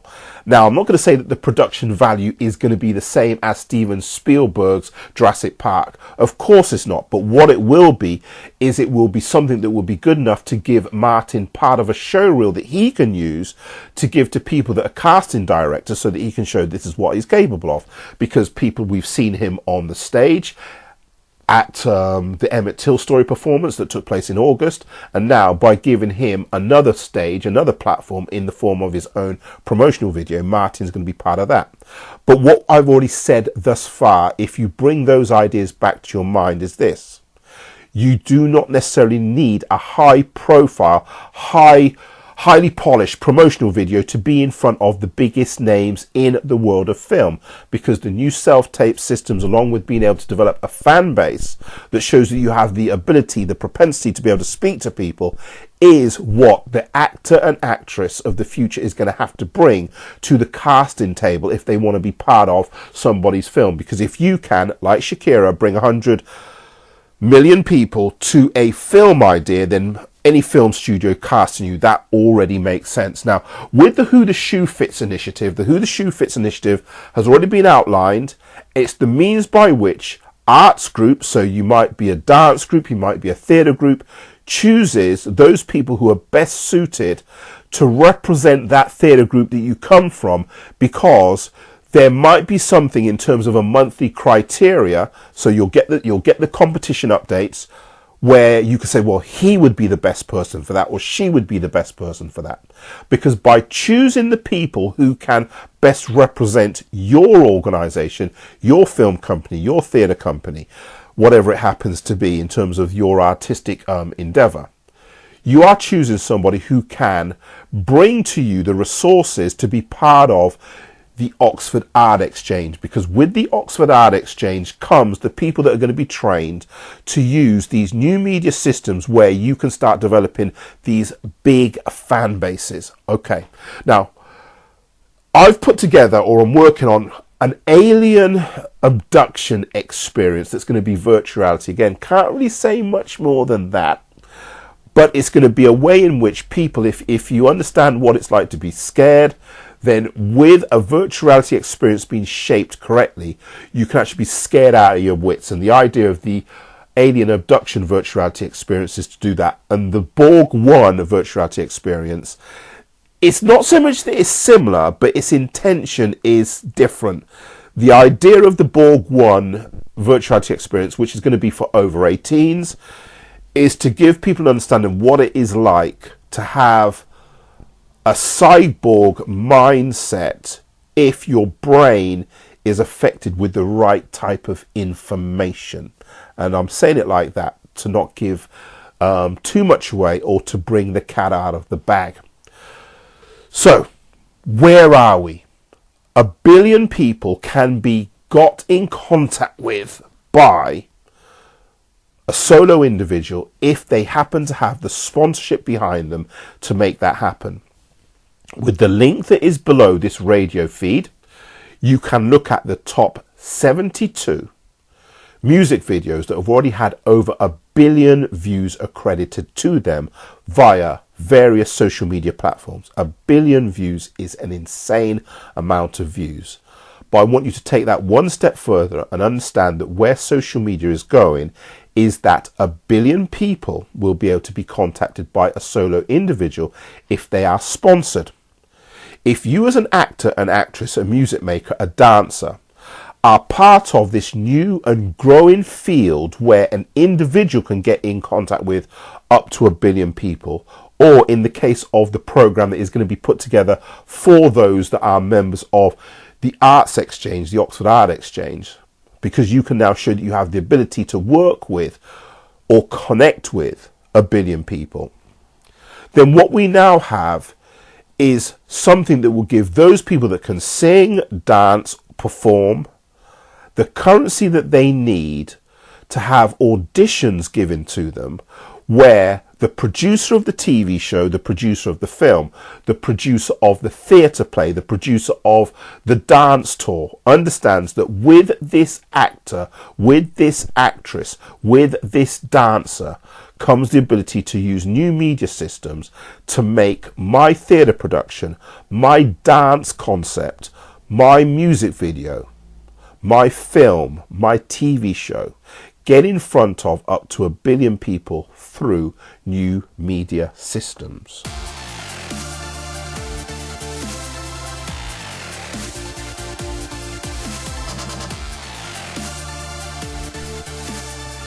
To put what we have just said into some sort of context, there's a guy you should listen to by the name of Tom Chirac. Now, Tom Chirac has died recently, but as one of the major Hollywood studio owners, he made a statement about the lack of stars, in other words, the lack of people who they could invest in to make a movie, and what they were really looking for when they were looking at an actor or an actress to cast in a role. Now, the same thing could be said for people that are going to be cast in the roles of theatre shows, people that are going to be cast in roles as dancers, and we can go on. The principle is the same, because anybody that invests money in a production is looking for the production to be successful, for an audience to turn up. So listen to these words now from Tom Chirac.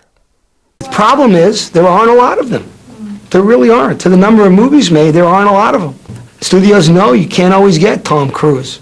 And Tom Cruise isn't right for every role. And Tom Cruise chooses very carefully what he wants to make. We're not looking for the new Tom Cruise. We're looking for someone who can draw audiences like Tom Cruise. We're not looking for the new Tom Cruise. With what Tom Chirac has just said, we understand what it is that movie producers, theatre directors, people that make TV shows, and we can go on, are really looking for. They're looking for the people that have the ability to draw in an audience the same way that Tom Cruise does. there isn't, oh, it's all about the art. Now, there is an element of the arts that is about the entertainment industry. There is, obviously, of course it is. But the moment you start writing checks to put a movie into production, the moment you start writing checks to put a theatre production into a global tour, that's what you're hoping. You have to cast something that has either one, a big name in it, and in England we understand the pantomime tradition, and we understand that there are certain people who come from the world of soap. They may come from whatever world it happens to be, where they get names that have a brand name status, to be Cinderella, to be Peter Pan. Why? Because their name is what brings in the audience. Now, with these new technologies turning up that are going to give actors, actresses, dancers the ability to start building the fan bases around them, what we now see is more of a level playing field, but the talent that is required to make that whole thing work is different. When the movies were the silent movies before 1927, within reason, anybody could act. You could just, you could pull the faces and do the pantomime, and you were now a film actor. But the moment that sound turned up in 1927, the type of actor that was required changed. You had to be someone who had a personality. You had to know how to interact with the public, and we can go on with all of the requirements that came with the sound industry. Today, as part of the direct to fan base revolution era, you have to be an actor, an actress, a music maker, a dancer who can also bring in the fans too, so that when you then launch, or when you're then involved in the launch of a theatre production, a music video, and we can go on, that the audience comes along with it. Okay, now, no need to labour that point, no need to go on about that. But as part of the Oxford Arts Exchange, you get to be the people who see how these technologies work first. Here's something you're going to find of interest. If you look on the screen now, you'll see a magazine cover. Well, it's actually a report cover for a project that is based around this idea of music soundtracks, and they're going to be sci-fi soundtracks. On Saturday the 27th of November 2017, some of the world's biggest music creators, some of the world's biggest DJs are going to be in Oxford for an event where they're going to be filmed, and then the elements that are being filmed are going to be used for productions that are all about music soundtracks being marketed to up to 1 billion people. So if you happen to be a dance music fan and you know of a group by the name of the Chemical Brothers, then the Chemical Brothers as musicians, as DJs, have moved into the soundtrack industry. And in that world of the soundtrack business, where we know that there are a number of people who, as high-profile musicians, make music for film soundtracks, we're moving into a world where if a music video can be seen by up to 1 billion people before a film is released, you now have a means by which a film can be profiled to the public without the money that it takes to put together a traditional commercial.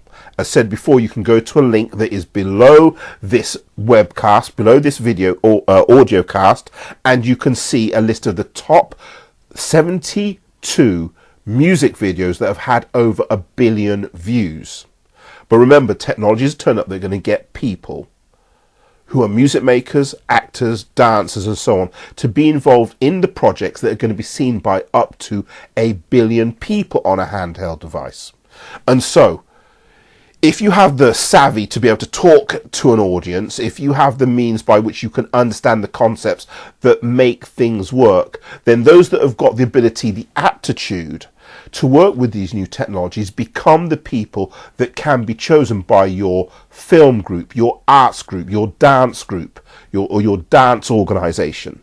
Because who you're now nominating, they may not be the best dancer, but as an all-rounder, they might be the best spokesman. And if you think of Will Smith, we all understand who Will Smith is as a personality. Will Smith just seems to have a magnetic way of being that people seem to warm towards, especially after his TV series, The Fresh Prince of Bel-Air, became a smash hit. And in terms of repeats, the Fresh Prince of Bel-Air, people still look at it. Now, we think about where we are today and where we're moving towards, and the technologies that are with us now that are going to evolve into the technologies that can give people access to being in front of 1 billion people. The reason why I'm working with the soundtrack industry that comes from the music sector that is made by DJs is because when you start thinking of soundtracks that are involved with sci-fi films, a lot of those sci-fi soundtracks actually come from the dance music world, whether it be drum and bass, electronica music, and we can go on. As more musicians from the world of the DJ sector of the music industry start to get to grips with these new technologies, how they can be involved with sci-fi soundtracks that are really dance music soundtracks that can get them in front of 1 billion people, they start to change what they're doing. But there are some musicians, some DJs who are kind of like from the old school, i.e.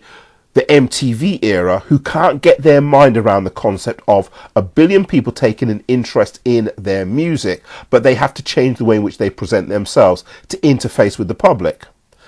We have heard about how I'm involved with some drum and bass ideas, or more correctly, a sci-fi idea called Borg One, along with an alien abduction idea.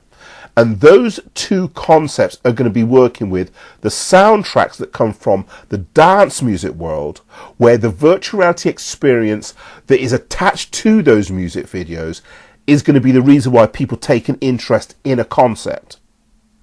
For some people, we understand J.K. Rowling writing a book called Harry Potter, and that book selling out so many copies that the film studio said, yeah, we got to turn that into a film. In like manner, you will have virtual reality experiences that can be turned into film in the same way that computer games have been turned into films. Today, where we are now, and with what you have as part of the Oxford Art Exchange, is a means by which you can be at the forefront of how new technologies are coming to the world for people of the arts. And whether they happen to live in London, New York, New Zealand, and we can go on, people will be looking for those who have the information about how they can get involved with these new technologies. And as the Oxford Art Exchange, you will be able to get a front hand, or should I say a front row seat, at how these technologies are being deployed today and how they're starting to, one, develop audiences for various IPs, intellectual properties, but how you can use some of those technologies or some of the smaller technologies to start developing your fan base, so that when casting directors call on you for their self-tape, again, I've already explained the Tom Cruise scenario, you're the person that they're also calling on to do an audition, because they understand that you've got a fan base of how many thousand people or 100,000 people, and that you know how to operate with those systems. By being at the front end of how these systems are coming to the world, you become someone who is in a front row seat to profit from how those developments can develop your career. If you come from an arts group and people look at everybody in your arts group, then you can see how you can be in a win-win situation where people nominating you as the best dancer, singer, best all-rounder, whatever the criteria happens to be. You can be one of the people that brings in those same resources to where it is that you're based. This is why choosing the best for the job is always going to make sense. Trying to put yourself forward, or if we've all seen a Cinderella where the ugly sisters are always trying to put on the glass zipper, it doesn't fit. Trying to be what you're not in front of people like Tom Cruise, and I'm only using him as an example to make it very clear that once somebody at the high end of the entertainment industry knows what they want, no amount of pushing yourself forward, if you don't have what it is that they're looking for, is going to work. In this new world, in this new ecology of the arts world that is opening up before us today, those people who are the best suited, because I won't use the word best talented, because we've already looked at Motown, the biggest singers in the world, with a record label that had given opportunity to some of the most iconic artists of the last century. Berry Gordy didn't say, right, I know you're going to be good for the song. What he did was he gave the opening to a number of singers, and that person who made best use of the song was the person that was released. So do we know who's going to be the artists, the singers, the dancers that are going to take a hold of these new technologies that are going to come to the Oxford Art Exchange?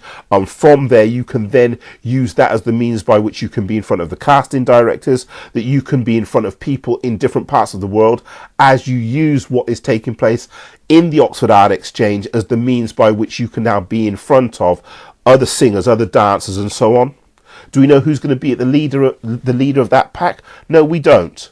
What we do know is that if you give an opening to a number of people, then like Motown, the geniuses will show themselves for what they are, and it will become self-evident that that individual is the best for the job.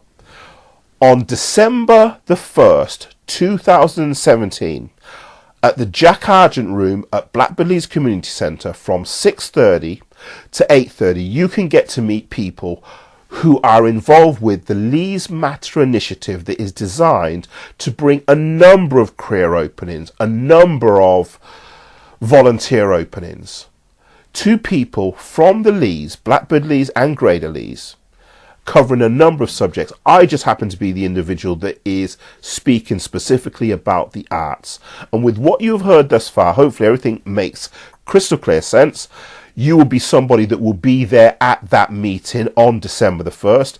If you happen not to be able to be there at the December the 1st meeting, then just follow us on the Facebook page to be updated about what is taking place in the Leys, which will include the Oxford Art Exchange. Now, this is Derek James. I'm going to bring this session to a close because we've been speaking long enough, but you can download this presentation. You can listen to it again and again, write down questions that you may have, bring them to the first, or phone the number that is on the website, phone the number that is on this video, phone the number that is on the brochures or the information that you can download from the Facebook page, so that you can be part of what is taking place in Oxford for the Oxford Art Exchange, which is going to be a group of initiatives that are all about new technology and how they are going to aid people in the world of arts as we move from one way of telling the world about what is taking place on the planet in the world of film, television and media to these new systems